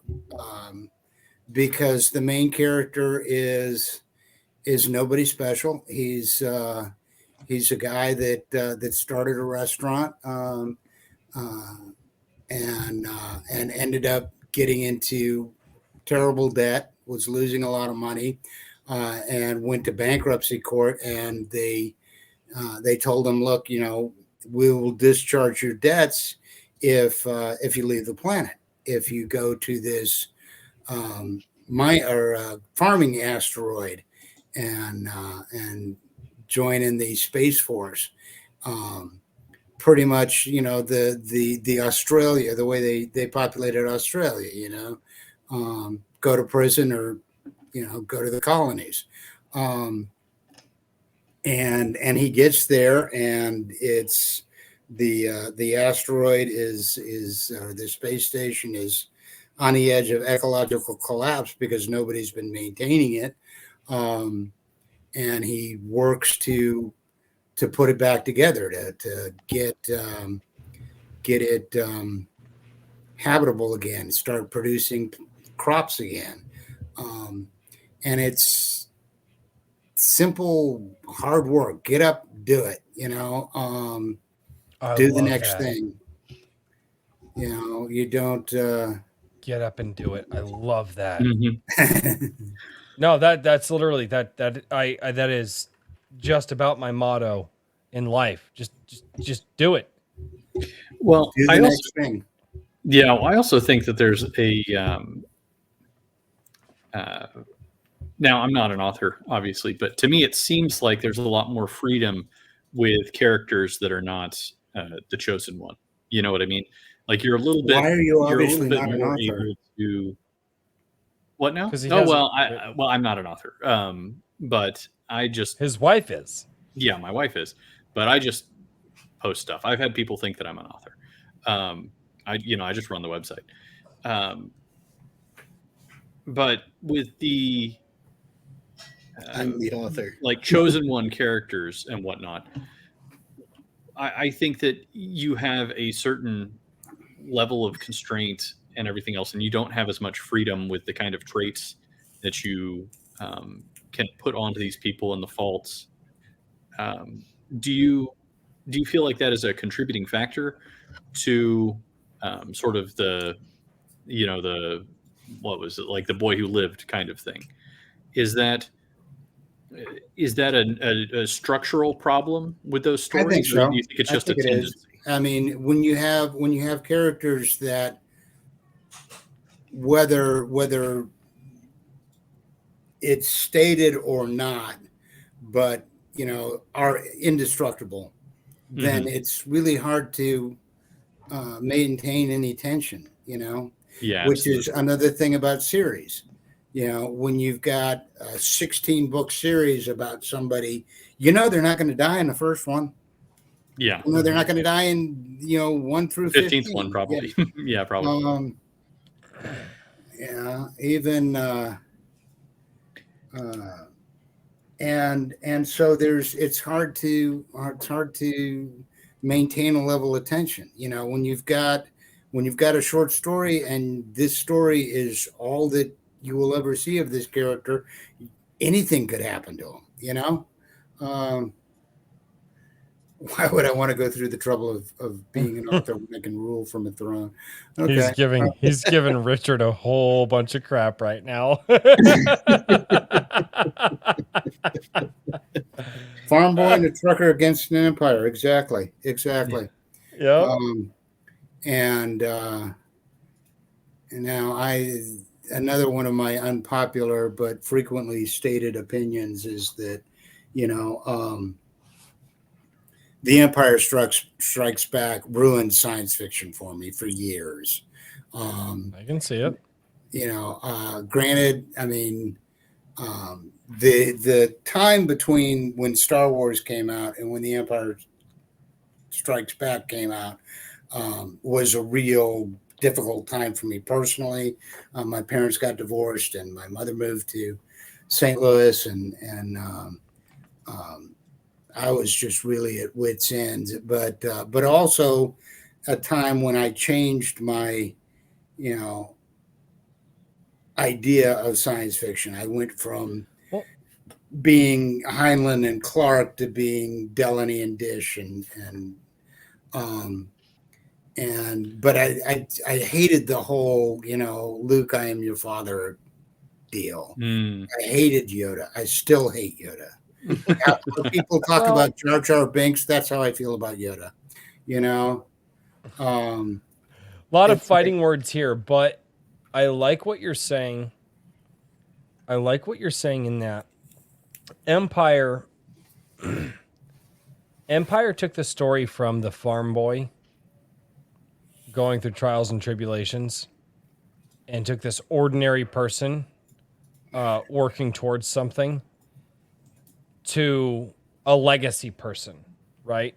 Like Luke was no longer the farm boy. He was a part of this long legacy, a part of this destiny. And Empire did that. It was no longer. It really wasn't the story of a blue collar worker rising to the challenge anymore. It was the story of force royalty, so to speak. Yeah, right. I think it firmly moved it into soap opera.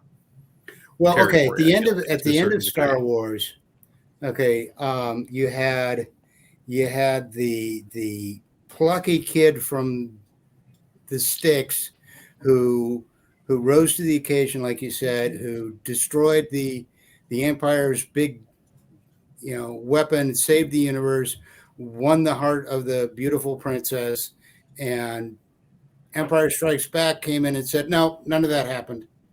You didn't really destroy the Empire's big weapon. They're building another one.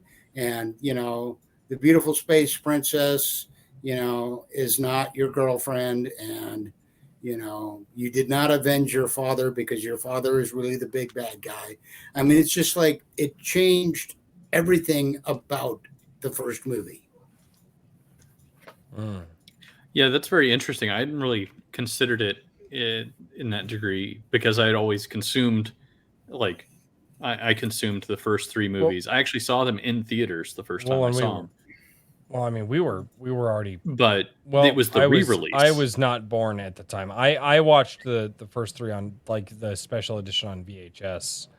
Well, what I'm saying is I hadn't watched Star Wars until they did the re-release of them in theaters before the prequels. So they did those a couple years before the prequels. So the first time I saw Star Wars was in theaters, which was really cool. It was a really neat experience. So Lieutenant Bob, I saw them I want 1 month. Let me interject over on Rumble. Lieutenant Bob says, I'm a huge Star Wars fan, and I've never thought of it this way. And I'm going to be honest. There's a slight problem with the analysis before we get too far, because it is. Oh, sir, my nerd brain's on. You better hurry the fuck up. It is stated in the first film that Luke was the son of a Jedi Knight. So it is technically an actual legacy tale. Yes, but... Yeah, but Lucas didn't have that written. Well, even if you say a Jedi, he was the son of a Jedi Knight, but they made it seem like there were a lot more of them, right? Yeah, not like, I mean, it wasn't like, it was more like being the son of, a state highway patrolman than, being the son. I don't know. I always saw it a little more like Knights of the Round Table over, average soldier guy, because Ben did explain in the cave when he handed him the lightsaber and was explaining a little bit about the Jedi. He did say he was a great Jedi Knight, and then in Empire they just threw that whole thing out, and it was. But I mean, like I said, the whole thing about he avenged his father's death at the hands of Darth Vader, and all of a sudden, well, no, actually, you didn't. Yeah. So then, story, but I will say this though, I do like the redemption at the Return of the Jedi. Not necessarily avenging his father, but redeeming his father from the dark side. Return of the Jedi. I think I feel that's a decent through line. Do you disagree? No, taking poop and making it smell somewhat better is a step up, but it's not really. Well, I think that's what the Ewoks gonna go for.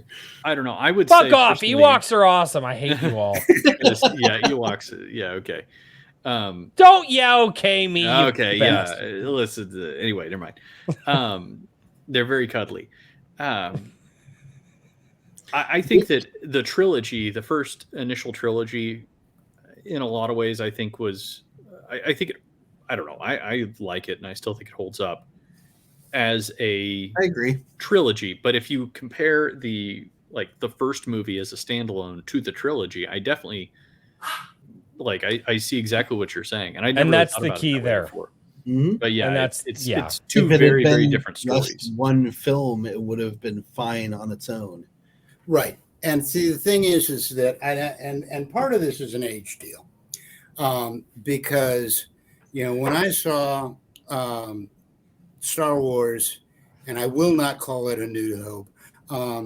When I saw Star Wars in the theater, it was brand new. There had been nothing like it. I mean, there was the opening shot of, there's the Imperial yacht there, and then the Star Destroyer just goes and goes and goes over the top of it. Nobody had ever done anything like that. The visuals, the music, the way that it all hung together was just, and that's something that I don't think, if you encountered that film when everybody was doing it, it would have that same impact. It's like I did not see The Godfather until well after. Actually, it's only been within the last 10, 15 years. And when I saw it, it didn't have the same impact on me because I'm watching it and I've seen all of these scenes before, in different movies. Yeah. Everybody has, and it's like, when you're seeing it for the first time, Halloween, everybody, it's a slasher. Well, there were no such thing as slasher movies when Halloween came out. That's true. John Carpenter did something completely new, and everybody, about how Star Wars blew apart ideas about what people wanted in SF. I mean, if you look at the blockbusters prior to that, you got like Rollerball and Soylent Green and Silent Running, and they weren't the grand sweeping spectacle that Star Wars was. And it did. It changed things. And I don't necessarily, I mean, you can always you can go back and forth. Well, what if it never come out? You know, what if, you know, the it had stayed at the earlier level. John Carpenter actually made that movie by the seat of his pants. Okay. Yeah. Well, John Carpenter is an intuitive genius. And I will go to my grave insisting that he is the greatest filmmaker of the 20th century. Wow. Yeah. And by contrast, technically, Lucas is a hack. Well, cinematography was great, but he was a meat doctor. Everything in the original trilogy were tropes taken from previous films, all mashed together in a. Well, he wanted to do Buck Rogers and couldn't get the rights. Right. And but I mean, you probably don't want me to just sit here and why not? Mad about Star Wars for the rest of the night. Why not? You're here to introduce yourself to people so they'll buy your books. Why not introduce yourself to people? Well, I'll let this is chat what may I have questions. I don't think you'll understand. I will let you go as long as you are willing to. Chat does have questions, and you might have inspired a conversation here. Oh, okay. I even had to put up a poll in the chat: did Empire ruin Star Wars? And a lot of people are against it right now, but that's okay.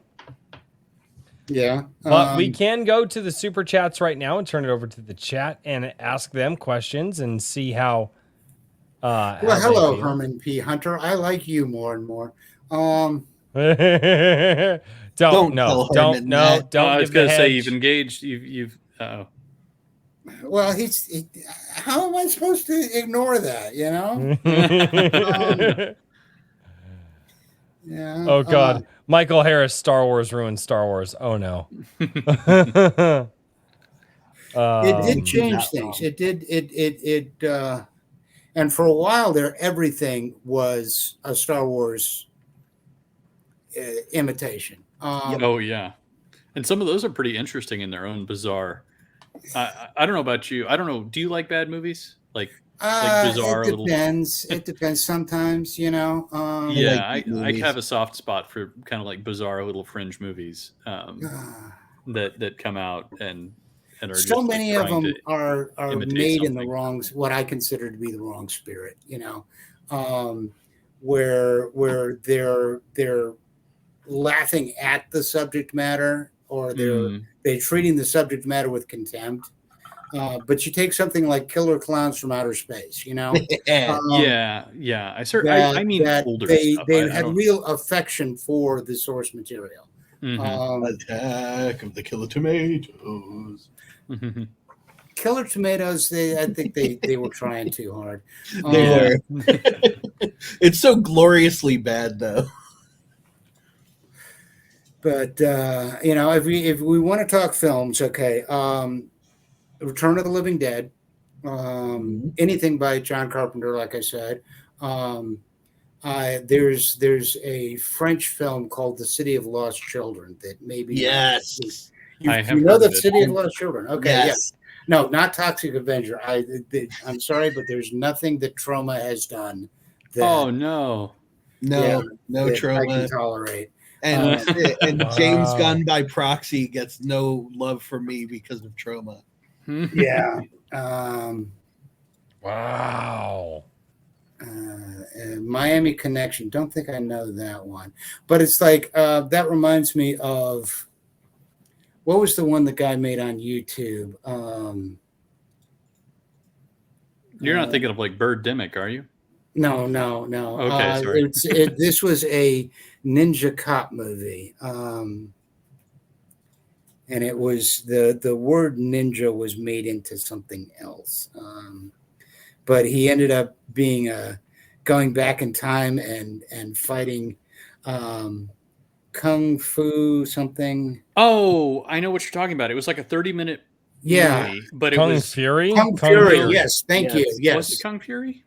Yes, yeah. It was this film the guy made on and it's incredibly fun. Right. and yeah, he ends up fighting Nazis, going back in time and fighting Nazis with a laser raptor riding Viking chick. Just incredible fun. Where'd Richard go? I don't know. Yeah, he'll be back. Accidental click, probably. Yeah, well, that's why I've been. Here he There he is. Hey, thanks for Sorry, joining guys. us, sir. I don't know if you know we have Misha Burnett. Yeah, I know. tonight. I got so upset about what he was saying about Star Wars that I threw my phone down in rage. I see. Yeah, well, that's and you the page. So I have that effect on people. You could stop being a bitch. Never mind. I could, I suppose, but it's not likely to happen. Oh dear. I'm sorry. This has worked for me for close to 60 years. Okay, I'm not going to change now. Oh, dude, that's awesome. You fit right in here.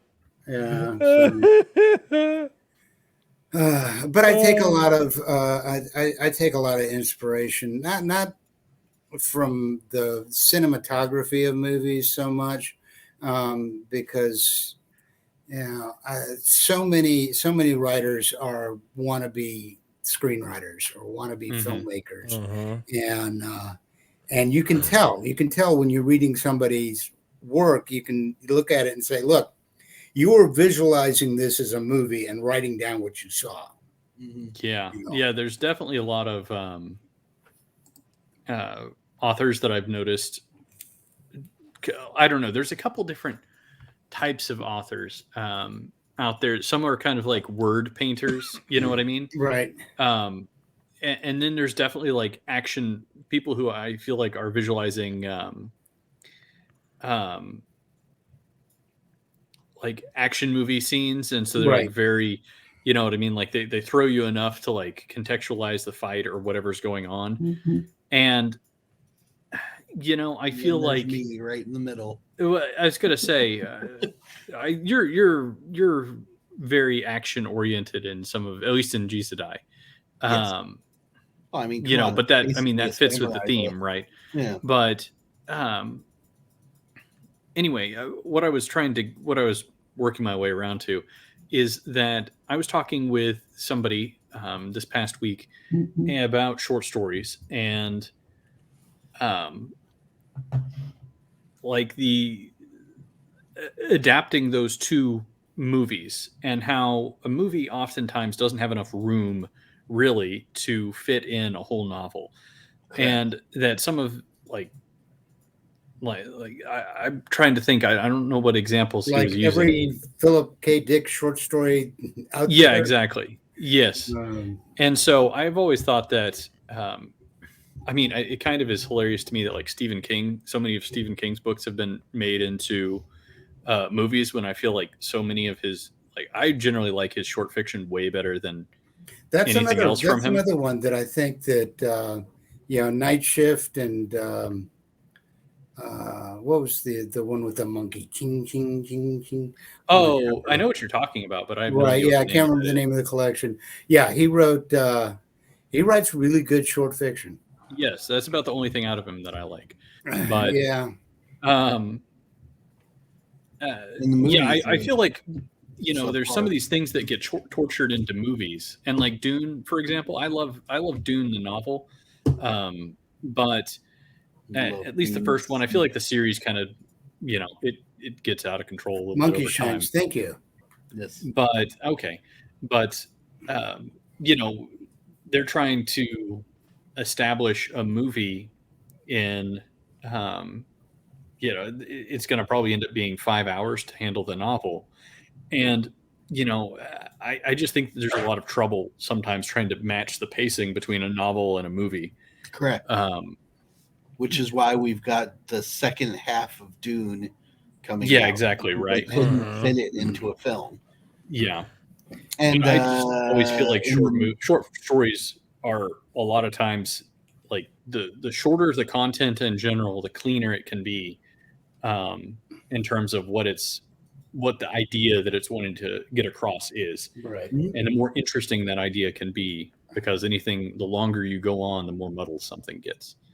It really all depends on your audience, because some people love world build, and that's where epic storytelling. Yeah, but they're not concerned. But those types of people, and I'm not saying that you can't enjoy those things, and I enjoy world building and complex stuff like that, and lore and all that other stuff. But those people are not interested in an idea as much as they are interested in a place. Right. You see what I'm saying? Like there's different things that are being based on an audience. Yeah. But see, you can do that. You can set a world in a short story. Mm-hmm. Ursula K. Le Guin's Those Who Walk Away from Umulus, which is, one of those contentious stories, but that is such a set world. You get such a feeling for that. A lot of Harlan Ellison's work. I Have No Mouth and I Must Scream. That is incredibly deep world building, really horrible world, but Shattered Like a Glass Goblin, that Alive and Well on a Friendless Voyage, Night and the Enemy. He's got you can do that in a short, or Clive Barker, In the Hills, the Cities, which is one of the most anthologized horror short stories of all time. The Hellraiser, the original, The Hellbound Heart, is only about 40,000 words. Yeah. And it's spawned about 5 million movies, Yeah. Really quickly, this is a question that'll go away, but Lieutenant Bob over on Rumble said, could you say that short stories work well the same way that a meme works so well? Because they convey the idea quickly and simply. I've got to stop right here. Okay. Uh-oh. Meme, that word is misused. Correct. Okay. Yeah. It was originally coined in the 60s as an analog to gene, in that a meme is the quantum of thought. And who coined it? The same way that a gene is a quantum of biological information. Okay. And so using it to mean a picture with words on it, no, I do not accept that usage. Well, the idea back then was to actually convey through thought the idea and the translation of a communicative idea. And it was, he's considered one of the four horsemen. He's why can I not think of his name? Colloquially known as one of the four horsemen, a very, very popular atheist philosopher. Can't think of his name. Dawkins? It was Dawkins.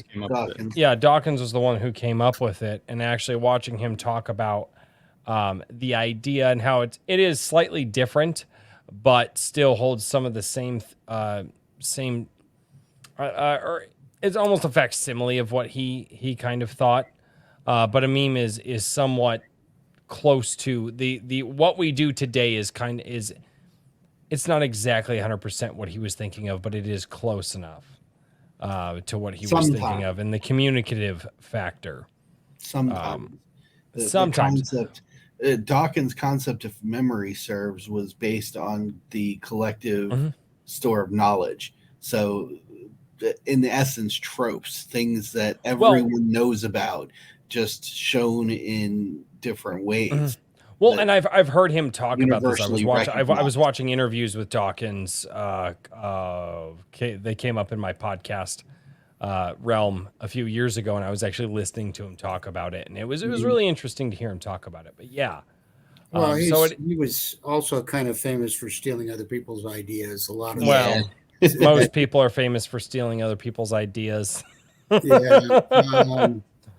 lot of that consciousness and so forth was actually originally Hayakawa's, talking about some sematics and epistemology, and but I don't. The concept of the Akashic record, that sort of thing. Mm-hmm. Yeah, and then I'll end up going all full Wittgenstein, and you never want to go full Wittgenstein. Well, I tell you what, we can turn it over to the chat. I do have some super chats to read, and I believe that I do also have to show Misha the Kikomon song eventually tonight, because I did see a super chat that came in earlier. But we can go over to super chats because we are at that time period. But Misha, before we go over to super chats, I want to give you a chance to shout out whatever website you want to, and we'll pull that link and we'll drop it down in the chat, and we will try to get the chat to go over and support you over there. So before we go over to super chats and engaging with the chat, where would you like people to go to find you so that way they can continue to follow your work? Well, let's see. Let me can I type into the chat? You can go over here to private chat. If you go over to private chat on YouTube, and you can put whatever you want to in there, we can share it. If you have a link, you will not be able to share that on YouTube, and that's because you have to sadly, you've got to keep porn bots and stuff out of the YouTube chat, and that's the only way to do it. So, wait, I can't share my porn? No. I mean, you could, but just privately, not publicly. Oh, okay. Just didn't share it on the live stream. Well, I'm on WordPress, and it's mishaburnett.wordpress.com, and that's where I do my blogging and do my. I review a lot of audiobooks there, and I repost a lot of Kursova's blog. Actually, it's probably what I mostly do, but I have my thoughts and my strange. There we go. My strange thoughts on the philosophy of fiction. A lot of stuff about observer and narrator and who's telling the story, and even if it's third person, you still have a narrator. That kind of thing. True. And I'm on Twitter. I do. And once again, Misha Burnett, a little cinnamon roll, Misha Burnett. Yeah. And I do a lot of talking on Twitter, probably more than I should. Get into all of us do more talking on Twitter than we should. Yeah. I just want to get canceled one day. I just want somebody to get really mad at me and be like, cancel this guy. And be like, ha. That's all I want to do. That's my goal. Strange flex, but okay. I want to piss people off. That's why I'm on Twitter. That's like, well, there's really only one website I've been banned from, and only one. Yeah, really, actually. But I have not been banned from any websites, and now I have to catch up to you. It's a competition.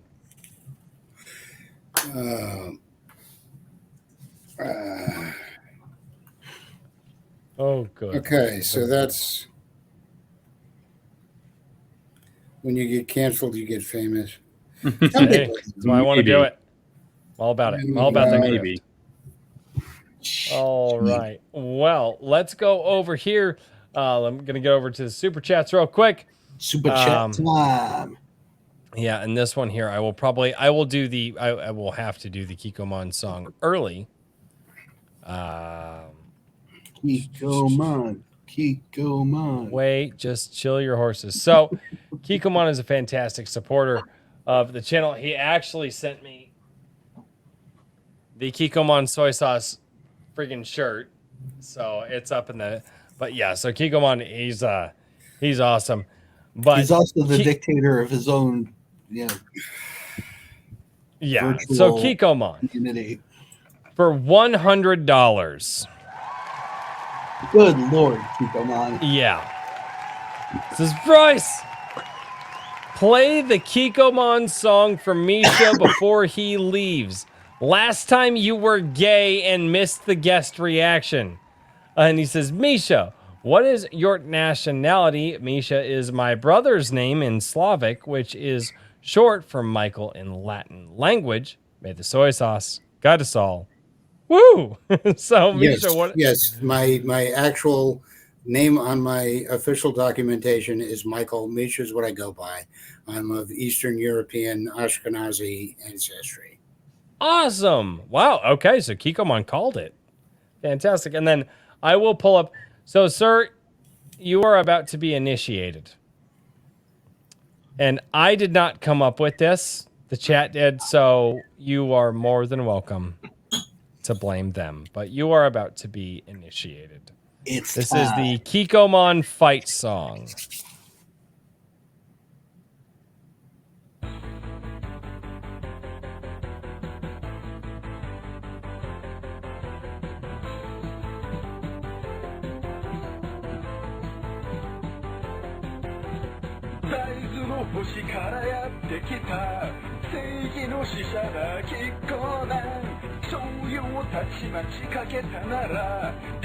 You can't see the words because our faces. Yeah, I know. We're in the way. I'll fix it.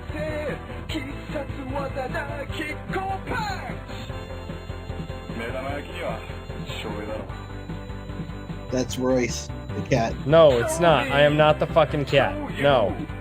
Yes, he is.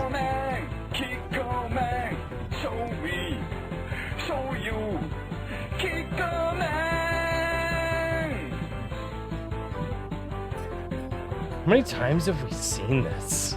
Almost every show. About 30. Right?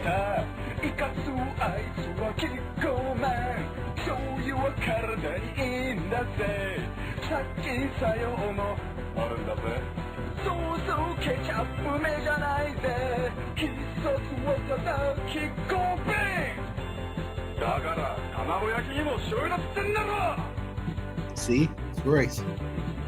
I hate you all.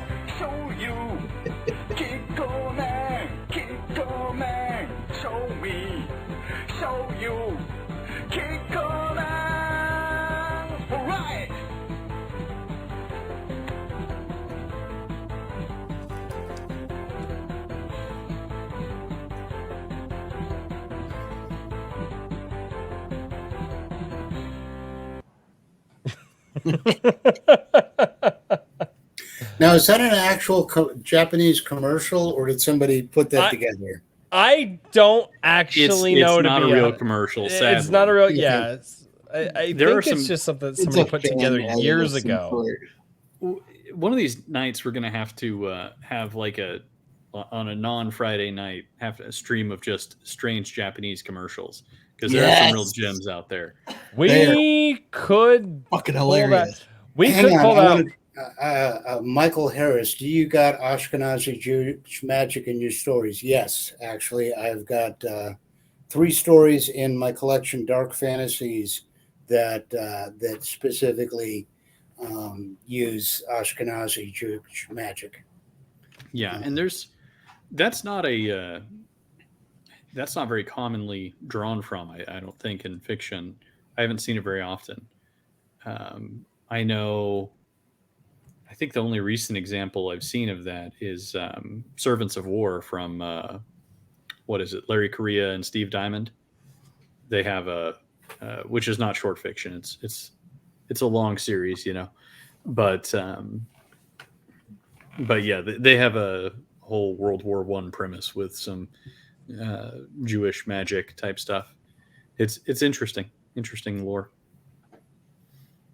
Yeah, well, I mean, like I say, I don't know if you were here for that or not when I was talking about my novel series, but I based it on William S. Burroughs' Nova Express trilogy. So I'm all about the obscure references, which is great because then people don't ding you for being derivative because nobody knows what you're deriving things from. There you go. You're so derivative, you can't even be called derivative. What the I mean, it's like, wow, this is so original. Yeah, no, it's just because you don't read all of the weird sources that I do, you know. Your ignorance is my bliss. You got it. That's awesome. I love it. Well, you know, I was homeless for a while, quite a while. And one of the places that you can hang out when you're homeless is a public library. And there's all these books and you can read as many of them as you like, you know, and what else have you got to do? So, and I would just kind of grab things at random. Oh, I like the color of this one. And having no real formal education, I just, you know, there's so many things that, you know, well, you know, you haven't read this, you haven't, you know, you don't know Grapes of Wrath, you don't know Great Gatsby. No, I don't. But, you know, I've read Charles Fort's Book of the Damned and Low and you know, so. And there's so much out there to read. It's, I've met people who like books that I can't imagine people wouldn't have read. I've met people before, and I'm like, they're like, oh, well, what's one of your favorite books? I said, since I was a kid, one of my favorite books is Call of the Wild by Jack London. And they're like, oh, when did that come out? And I'm like, like 1914. Yeah, it was like 1908 or something like that. And I'm like, are you kidding? But people just don't know, right? You know. But then again, people mention books to me all the time, and I'm just I have no idea what you're talking about. You know, and they could be new, they could be old. It doesn't matter. I mean, you know, and that's one of the things. It's like not everybody's read all the same stuff. You know, it'd be next to impossible. Herman P. Hunter, the Lore Forge, for $5 says, Misha, FYI, it's way more entertaining for the chat when Royce doesn't get an answer to his question. Herman P. Hunter is lying. It's not more fun for the chat. I think that was early on in the show. I was asking you a question, and you asked if you had answered it appropriately. And he was just telling you that had you not answered it, it would have been more fun for the chat. And I disagree. I think you answered my question fine. Well, orange juice because the vest has no sleeves. Oh God. You know, the rest give surrealist answers for the rest of the evening. You know, because ice cream has no bones. I hate you all. Kikomon for $10. Oh God, he's getting into this again. Sorry, my chat. They're an interesting bunch. The soy licked Republic. Oh God, will not stand for this disgrace.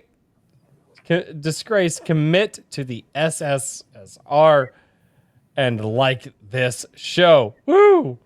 Yeah, the soy licked Republic. They're starting a cult in my chat, worse. Misha. I apologize. You're being indoctrinated. First it was socialist, now it's soy lick. I don't know. That's what it's spelled. S-O. Well, I don't know. Well, Kikomon was also drunk too, so he might have. Well, see, when you said the Kikomon song, I was thinking of the there was a one that was all over the da da da da da da da da have a bit of Kikomon that was all over TV commercials. Oh God, that I remember. I could probably find it someplace. The Kikomon. That one I don't know. Yeah.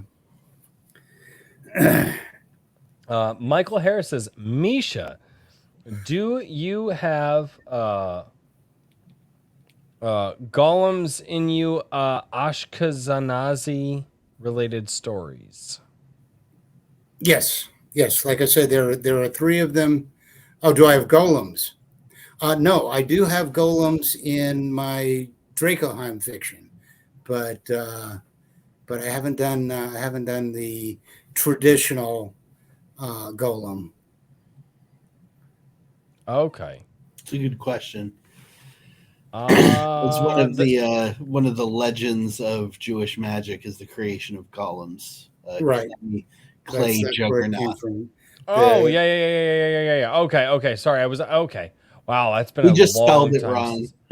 Right. Yes. Okay. No, but that's been a long time. I wouldn't have gotten the reference had he spelled it right because I've heard of it, but like a while back, and it wasn't like an in-depth conversation. It was somebody had mentioned it, and then just how you mentioned it to me now, I was like, oh no, it's this thing. Oh, okay, so it was a the legend context for a larger conversation, but years ago. Yeah, the legend was that you could fashion a humanoid facsimile out of clay, and with the inscription of a symbol on the forehead and a specific ritual, bring it to animation to carry out tasks, and it could only respond to the person who connected with it. It was actually constructed to save the village from the whoever was persecuting them at the time. It could have been the Cossacks. It could have been pretty much anybody, I mean, but yeah, and they constructed the golem, and the rabbi who made it ended up having to destroy it at the end because it had gotten too big and too powerful, and the word emet, which means life, was written on its forehead. That's the word, yes. Yeah, and he erased the aleph, and what was left was met, which means death. Yep. So, it's a cool story. Awesome. Yeah, somebody did that in. There was a collection I was in that was called the Magic Shops, Yield Magic Shop, that was published by LaGrange Press, which is no longer still around.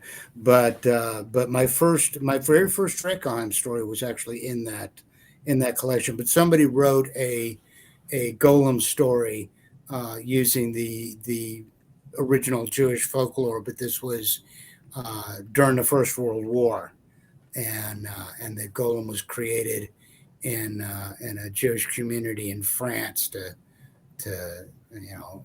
strengthen the line, and very, very good story. I remember that one. It's such a unique concept that it's kind of hard not to be a great story. Yeah. I mean, and then of course there's the whole D&D golem. That's what Jamie Pete just mentioned. Yeah. Similar, but not quite the same. Right. I think the thing that gets lost in translation with the D&D version is the sort of gloss over of it's just magic, whereas with the Jewish version, it was very faith-based and in a time of great need. And that's spiritual protector.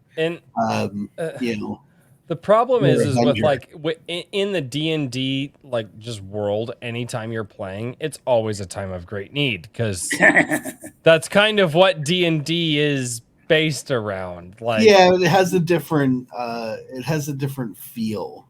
I get you. And D&D, regardless of what generation it is, depending on the player, it has a tendency to cheapen the classical things that we pull from, the tropes, as it were.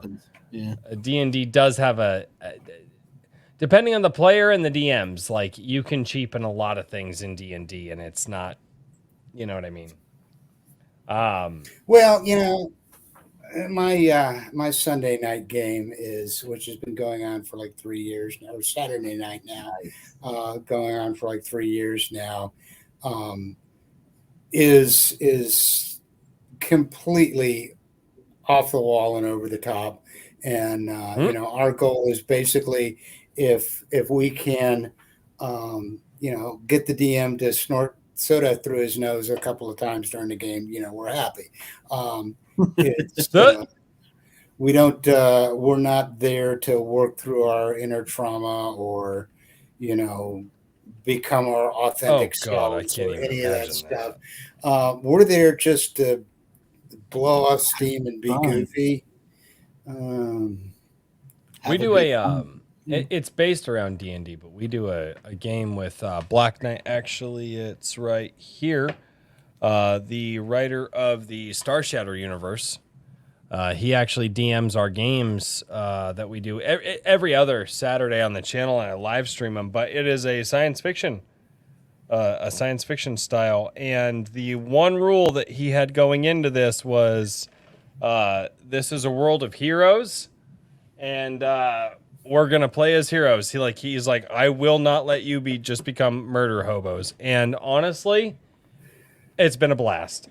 It's been a blast because kind of forces you to stay in character, and we can't just become murder hobos because we're not even out of the first mission yet. And I'm going to be honest with you, I would have become a murder hobo the second that I was given a chance, but I'm not allowed.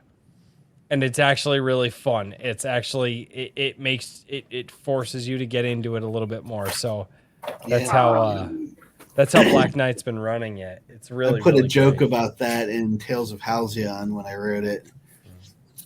The wizard goes off on a slight tangent in mid-conversation about how he disagreed with the concept of paying adventurers to clear out ruins and underground dwellings because it was an arbitrary system of remuneration that just wasn't sustainable. Because then you just have people running around slaughtering things all the time. It's just a game. Good night, Raleigh. But I did want to point out that the dedication for Small Worlds, if you can read that, Brian, Matthew, and Rebecca, that's my D&D group. Or actually, technically, I should say it's ACKS group. That's awesome. But I have which is what games. System? ACKS. It's basically a D&D retro clone. It's very similar to original D&D. Okay. So, and just like, I don't like the second and subsequent Star Wars movies, D&D for me will always be the 3 little books in the white box, and then Greyhawk, Blackmore, Eldritch Wizardry, and of course the Arduin Grimoires, which are the coolest things ever created. Yeah, JVP says first edition. Yeah, he's talking first edition, bro. Mm-hmm. The good stuff. Yeah, but I have several role-playing game inspired stories in Small Worlds, which is something that they're all coming from a different direction. Oh, I suppose I should shout out to Venger Satanis, the creator of Chalt and High Priest of Corthalis Publishing, because I have an official licensed Chalt short story in this collection. So, best of my knowledge, it is the first Chalt tie-in short fiction in existence. So, and then I've got another story in there about a guy who finds an old EverQuest style game on he gets an old computer out of storage, and he sees an old game, and he starts playing it, and there's still a server up, but he's the only person on the server. And then strange things start happening, and he starts encountering weird visuals in the game, and that's one that I kind of it's kind of Twilight Zone, in that I never really say what exactly is going on. And those are worth how much? More than I certainly could not afford to buy them again. That's like so many things that I have lost in my many years, Jose Hernandez. There's a couple of chats here from Jose Hernandez. One, he's just Jose. He's He's a trash talker a lot for the most part, but he has a good time. He's got a couple of things here that I just saw pop up in the chat. These are not super chats. These are just at Misha. Isaac Asimov versus Frank Herbert. Frankly, they're not Tolkien, so they can get fucked. Oh, God. I've not say bad things about Herbert. Any of those three, actually. Asimov did some good short stories and some really good pop science articles, but not a big fan of Asimov. I like the old magazines. That's the only thing I've been able to finish by Frank Herbert. No, I take that back. I finished The White Plague and I hated it. But let's see why. Yeah, and Tolkien, like I say, it took me 4 years to get through Lord of the Rings. I love The Hobbit. The Hobbit's cool. But it's just like every time. Oh, hello. Thing happens, we're going to talk about this exciting scene, but first, here's 5,000 years of history. It's like the backstory already. Okay? Tolkien does have a problem. I will admit that but exposition was his meat and drink. Yeah. Well, and here's the thing. What was that face for, Richard? He's building props. I was gonna say that's for me realizing that I missed something and then I need to reorganize a bunch of things. I apologize, guys. He's doing website I usually work. never work, but I really want to get the voting prompts up. And I just saw the contemptuous lip curl. Yeah, like, that was not towards you guys. That was towards my own it's fine. failure. No, it's fine. No, you can be gay in the corner by yourself. It's fine. Yeah, I'm sorry. Ignore me. Throwing that word around, Royce. I always throw that word around, dude. When do I never throw that word around? Gonna come back to bite you. Really, dude? Really? It's going to already have. Jose Hernandez. Question for Misha. And he says he's got to catch a plane and get home, and then he's got to go to work early in the morning. What do you think of that word? I don't know. Asoif? The very last word there. I wonder if he meant... I don't know what that word is. ASOIAF. I wonder if that's a typo. Oh, A Sword of Ice and Fire? Oh, A Sword of Ice and Fire. Oh, that makes sense. Oh, yeah. Is that the acronym? Yeah. A Song of Ice and Fire. A Song of Ice and Fire. Yeah, whatever. One of those S words. I have no idea what it is. The guy who wrote Game of Thrones. It's George R. R. Martin. George R. R. Martin. Yeah. George R. R. never finished series. Yeah. Stories. Sand Kings is brilliant. Night Flyer is brilliant. Portraits of His Children is brilliant. I liked what was that one about the vampires? Fever Dream. Fever Dream was cool. Haven't read any of his epic fantasy stuff. I like the stuff he did on Wild Cards. Wild Cards is still has a spot in my heart because I love the idea of a shared world. I've tried to do that with the Eldritch Earth. I've tried to do that with other things. Just the idea of a bunch of people writing stories in the same universe is just really cool. I haven't read the Armageddon Reg, but I think I'm one of about 4 people in the world who did. But I whatever that Game of Thrones series is. So sorry, I can't have an opinion. I haven't read them. That's fair to say. Yeah, Steamboat Vampires in the South. I mean, come on. That sounds interesting. Yeah, that's Fever Dream. It's like, you know, okay. Yeah. Not to be confused with True Blood, which was also Vampires in the South. Oh, yeah. Well, it starts off pre-Civil War. And it's cool. Ron One of the best last lines of a novel, but I'm not going to tell you what it is because I don't want to spoil things. What the hell? You have to read it. You blue balling motherfucker. Never mind. Sorry. So I wasn't sure if that was going to get a smile. Sometimes I got to be careful with some of the jokes because people aren't used to the blue collar. I'm a construction worker and I will talk like a construction worker. Thank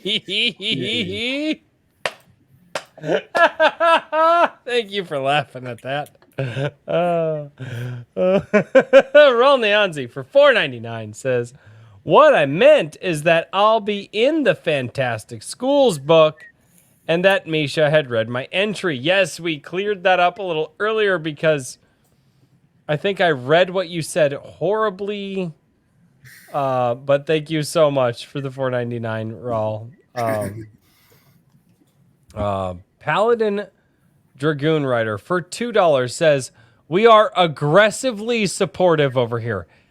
Aggressively supportive. That's it. It's yeah. Yep.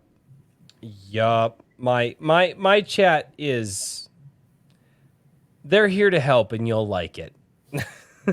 You've heard the phrase, the beatings will continue until morale improves for this group. It's just the beatings will some continue. Connection issues. You guys, either that or you guys are just stopping in the middle of your sentences. I'm not sure which.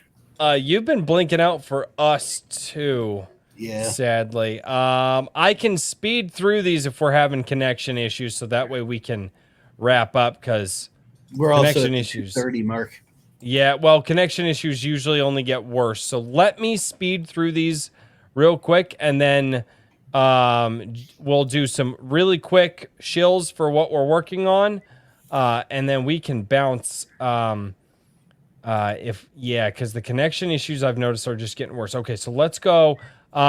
Wrangler for $4.20 says aggressively, which is aggressively supportive. Paladin Dragoon Rider set for $5 says, back in my day, we walked uphill both ways for our video games in the snow.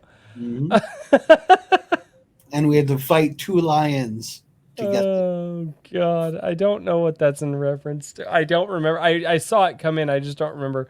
Michael Harris says, I know this was not a super chat. This was just a regular chat, but I saw it and I thought it was as when I was on one of my breaks.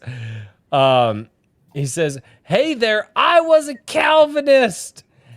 We have a sense of humor. It was predestined for us to have one. Yeah, the joke, they only laugh at the jokes that they were predestined to do so. Right, yeah. I saw that and I was like, okay, I've gotta save that one. I have to save that one. Paladin Dragoon Rider for $2 says, give him the boat medium style. What the fuck are you talking about? I don't know what the hell that means. And this one here, when we were talking about writing characters that are just like Joe Blow, Paladin Dragoon Rider for $2 says, what about a hero who was the B team? Right? I actually don't mind that. I've seen a couple of stories done well where the hero is the B, like the guy, he's not just like Joe Blow, but like there's the A team and then there's like the B team guys. I've actually seen a few stories play out, like actually ironically enough, one of them was believe it or not, Power Rangers when I was growing up. But it's one of the ones that I actually I noticed and I actually really liked.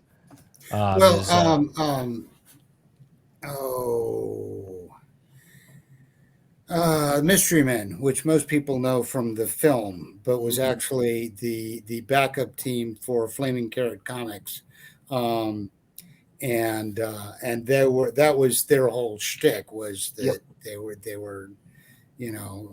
there was the Shoveler and Mr. Furious and Bondo Man, the Man of Living Bondo, which was my personal favorite. Bondo. Wait, Bondo, as in the shit you fix your car with? Exactly. Yes, Bondo. Really? Man of Living Bondo. Yes, Bondo. I need to know. All right, and we're going to Google Flaming Comics. Flaming Carrot Comics, yes. Yeah. But I did a Champions campaign. I ran a Champions campaign once, and that was the theme was that actually the big superhero team for the city was suddenly wiped out in this alien invasion cataclysm thing, and then all of a sudden all of the bush leaguers got to step up and, okay, you're the city's heroes now. Good luck. That was fun. Yeah, everybody loves an underdog. So yeah, the B team stories, the secondary hero or whatever, people tend to gravitate to those specifically because it's an underdog story. Yeah, there was a series of mystery novels set in Yellow Thread Street Station in Hong Kong. And one of the ongoing themes was that, Hong Kong doesn't have a lot of money, and they were just, scraping by with shoestrings and duct tape and trying to get by with basically no budget. And they're very, very interesting twist on the mystery.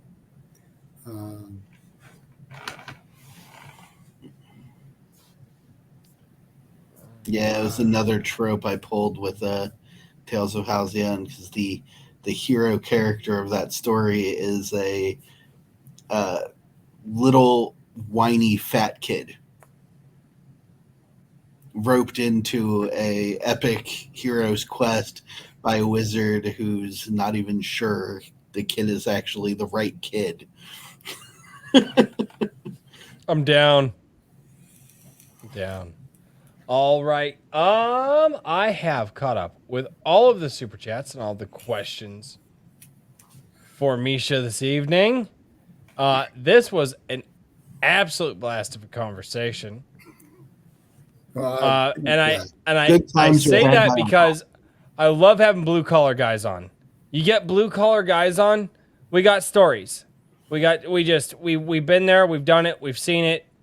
And if we haven't seen it, we know someone who has, and I love it. You know what I'm talking about. Yes, you know what I'm talking. He just shakes his head like, yep. If you haven't seen it, you know someone who has. That's the life of a blue collar worker, man. Especially us, construction guys that work with our hands. I did maintenance at a university, and I've done maintenance in low income housing, and trust me, you tell stories, but oh yeah, the best stories always start with check this shit out, dude. Like the best stories that I've ever heard. Like, so I was talking with this one guy, right? And then just from there, you're just like, wait, what? Oh man, no, I've been two of the best stories that I have, and maybe I'll share these on Sunday Coffee, but I had one job I didn't leave. The other job I did leave because I had the option to. But I've been I have been on construction sites where we were installing natural gas where we were threatened to get shot twice. Two separate jobs, but yeah, I've been on site when they were like, yeah, the cops definitely got called, and we were like, oh, bullets start flying, I used to do evictions and repossessions. Oh no! Fuck that. Yeah, exactly. There's good money in it, but there's a reason getting killed. Rent-to-own people are evil. Oh man. Because you'll make these payments, and if you miss one, oh no, you didn't buy it. That was all rental. And yep. Yeah, those contracts are brutal. Yeah. And it's like, if you people say, I'll never use algebra after high school. Why am I learning this math stuff? You're learning that math stuff so you'll be able to look to rent-to-own contract and run out of the building. That's why. Yeah. Because, wait a second, I'm going to end up spending 6 times what this would cost if I just stuck my money in a shoebox and bought it straight out. Mm-hmm. Oh, hey, Oh, yeah. here's Butchie. There you go. There we go. Misha, do us a favor. We have reached. Oh, wait, let me go solo. Layout. Oh, no. Oh, there you go. Poor cat. Oh, he's mad at you. Oh, that was awesome. Like that. Yeah. Misha, do me a favor. Give us one more fantastic commercial preamble, whatever you want to call it. I call it shilling. I love to call it a shill. Give us the best that you can for where we can find you and your work in the future. Well, there's my Amazon page. Sharing most of my stuff is on Cursova. Cursova has published, so you can look at them there. I'm no good at this, Over on WordPress. Should I do for Misha what I do for you, Daniel? Should I? All right. Give me just a second here, Misha. Get the announcer voice going and everything. I'll get it going. Oh God, this is somewhat embarrassing. Ladies and gentlemen, you can find our absolutely fantastic guest, Misha Burnett, over on Amazon.com. He has a plethora of different stories ranging from a variety of different genres for you to wet your whistle on. In addition to that, he has his own WordPress. That's right. You guys can go over and you can check out mishaburnett.wordpress.com.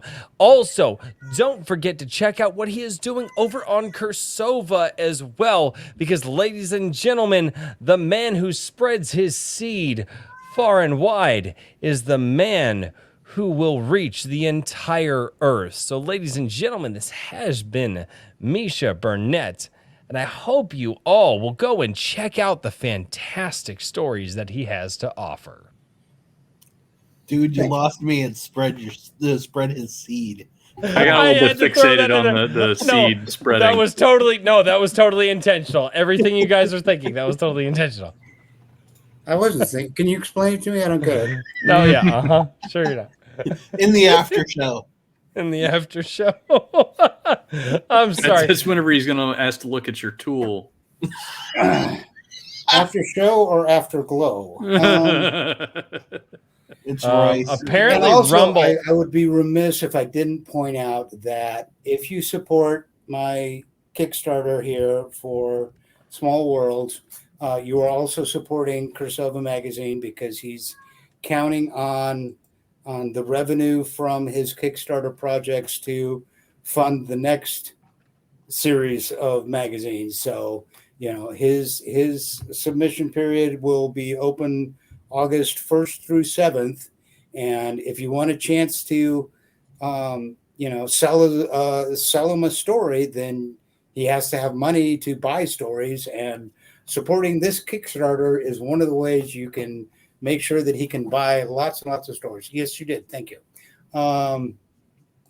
That's as close to being a salesman as, I'm a service tech. Okay. I go out and fix stuff. I don't sell stuff. There you go. Oh, no worries at all. No worries. And ladies and gentlemen, a man who is even worse than Misha at trying to sell his own products. Intentionally. We have Daniel P. Riley. Sir, what are you working on? What is your shill for the evening? Well, I am preparing for the end of the month's premiere of GCI 2. The physical prints will be out. The ebook pre-order will be over. And I have a super duper secret project that's going to be available on that Friday. I was promised a shill of epic proportions, but I can't say anything yet because I'm going to keep that. And otherwise, you can check out the newly renovated whimsyland.org literary coaching and services to tap into all the wonderful insights and things that I do for creatives all across the internet now. And follow me or reach out on Twitter at Mr. DP Riley. See, yeah, boy. Richard, in between your website building, quick shout out. Where are we going to find you? IronAge.media? Is that where we're going to find you? Yes. IronAge.media. Submissions are open for Anvil issue number 2 right now. I'm looking for short stories, comics, reviews, and art portfolios. So everything is at Give me your stories. link. Hey, when you gonna do music? When you gonna do music? I don't know. There's rumbles about that, but okay, just asking. It's one of those things where I only can do so many things at once, and that's a myth, by the way. Well, I haven't been able to prove that incorrect so far. I will continue trying to do so, though. The guy does like 5 million things a week. I'm like, I don't understand. Yeah. And also, I really wanted to try and get it updated in this last 30 minutes, but the Lunatics submitted 33 short stories in April. And I think 14 flash fiction or poetry submissions, as well as 9 image submissions. So we're going to have our first art prompt voting for Iron Age Media, which is fantastic because that's been going on for a while. And we haven't ever had enough submissions to vote on. And there's some great submissions there. So go check those out, but not right this instant. It'll be up here, I don't know, whenever the site finishes uploading, because that's taking longer and longer. So I don't know, here in half an hour. So you're currently open for short fiction submissions. I'm open for short fiction submissions for Anvil magazine. Yes. And what are your length and guidelines and that kind of stuff? Let me tell you. Let's see here. The general guidelines. Yeah, it's going to be kind of like a light horror centered on creature features or campfire tales. Now, it's not strict. Those are just guidelines. I've had some people ask how strict. I'm not going to be super strict on it. And let's see here, between 2,000 and 8,000 words, that is not a hard limit. That's just what I am looking for. If you send me something outside that, I'm willing to take a look at it, but it just gets harder. The longer something is, the harder it is to fit into the magazine. So right. Anyway, so yeah, if you have a choice between one 10,000 word story and two 5,000 word stories, Yeah, and both of those and everything punches the same. It's a little bit easier to make that justification. The prompt submission window closes on May 20th, and I do get those. Not all of those stories, but I'm thinking probably 4 out of presumably 8 to 10 are going to be partially illustrated. So they'll be between 2 and 4 full page illustrations for each story. So that's something I'm trying to put together there. And anyway, if you have any questions, I'd love to have something from you. If not for this issue, then a future one. Yeah. Story Hack has been doing illustrations, black and white illustrations for your stories, and I think it just adds so much. It's even if you can't do it for every single one, just that's the way the pulps did it. Come on. Exactly. And I it was very funny because with issue number 1, I didn't initially plan on doing illustrations for the stories, or at least I had kind of toyed with the idea, but I was only going to do like maybe 1 or 2. But then initially the comic didn't work out. And so I was like, all right, I'm going to take the money I had set aside for the comic, I'm going to put it into illustrations. And then I spent more money on illustrations than I meant to. And then I got a comic anyway. So it was a happy coincidence. I'm too excited right now. Overcompensating. Yep. Not even going to math that right now in my head.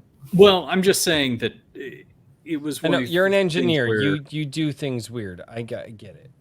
He doesn't do things weird. I had enough of the stories illustrated that I was like, all right, I'm going to go ahead and illustrate all of them for the first issue, because that's just how I wanted to do it. But now I'm kind of restructuring. I think I'm going to try and put a little bit more fiction in, and yeah. Anyway, it doesn't matter. I'm rambling on about stuff. I'll have a great big blog post about the engineer skills actually work to his benefit on this. Oh God. Hopefully so. They do. Ladies and gentlemen, thank you so much for being here on Iron Age Nights. This has been an absolutely fantastic show. Yes. Misha Burnett, what a fantastic guest, good sir. Thank you so much for joining us. Thank you for having me. Oh, man, this was great. God, I love talking with blue-collar guys. They actually get my jokes. It's great. Like, anybody doesn't get your jokes. It just, stop it. Oh, wait, I guess I have to shill, too. Guys, 11 a.m. Central, every single Sunday, I go and I read your comments on the videos, and I chat with you guys. And I make sure to have fun with you guys. I can show up this time. Yeah, you should stop being gay. I should. Also, I am working, I have 3 video ideas. I pray to God that my wife does not have a honey-do list for me tomorrow, because I can get my Dr. Stone video done, which is going to be a video essay style video talking about some of the philosophy of Dr. Stone. I am then going to do a top 5 Iron Age, and it's going to be my top 5, not your top 5. Not what you think is best, it's me. It's my top 5. And then I'm gonna do an ISOM video as well. I'm hoping to get at least one of those done this weekend. So that's my shill. And you guys are my chat. And this is Iron Age Nights. And it's been awesome. As always. See. We didn't get memed as hard tonight, thank God.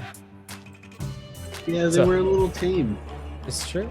Ladies and gentlemen, thank you all so much for being here on Iron Age Nights, and we will see you all next time. Cheers, everybody. Good night, everybody. Good night. Good night.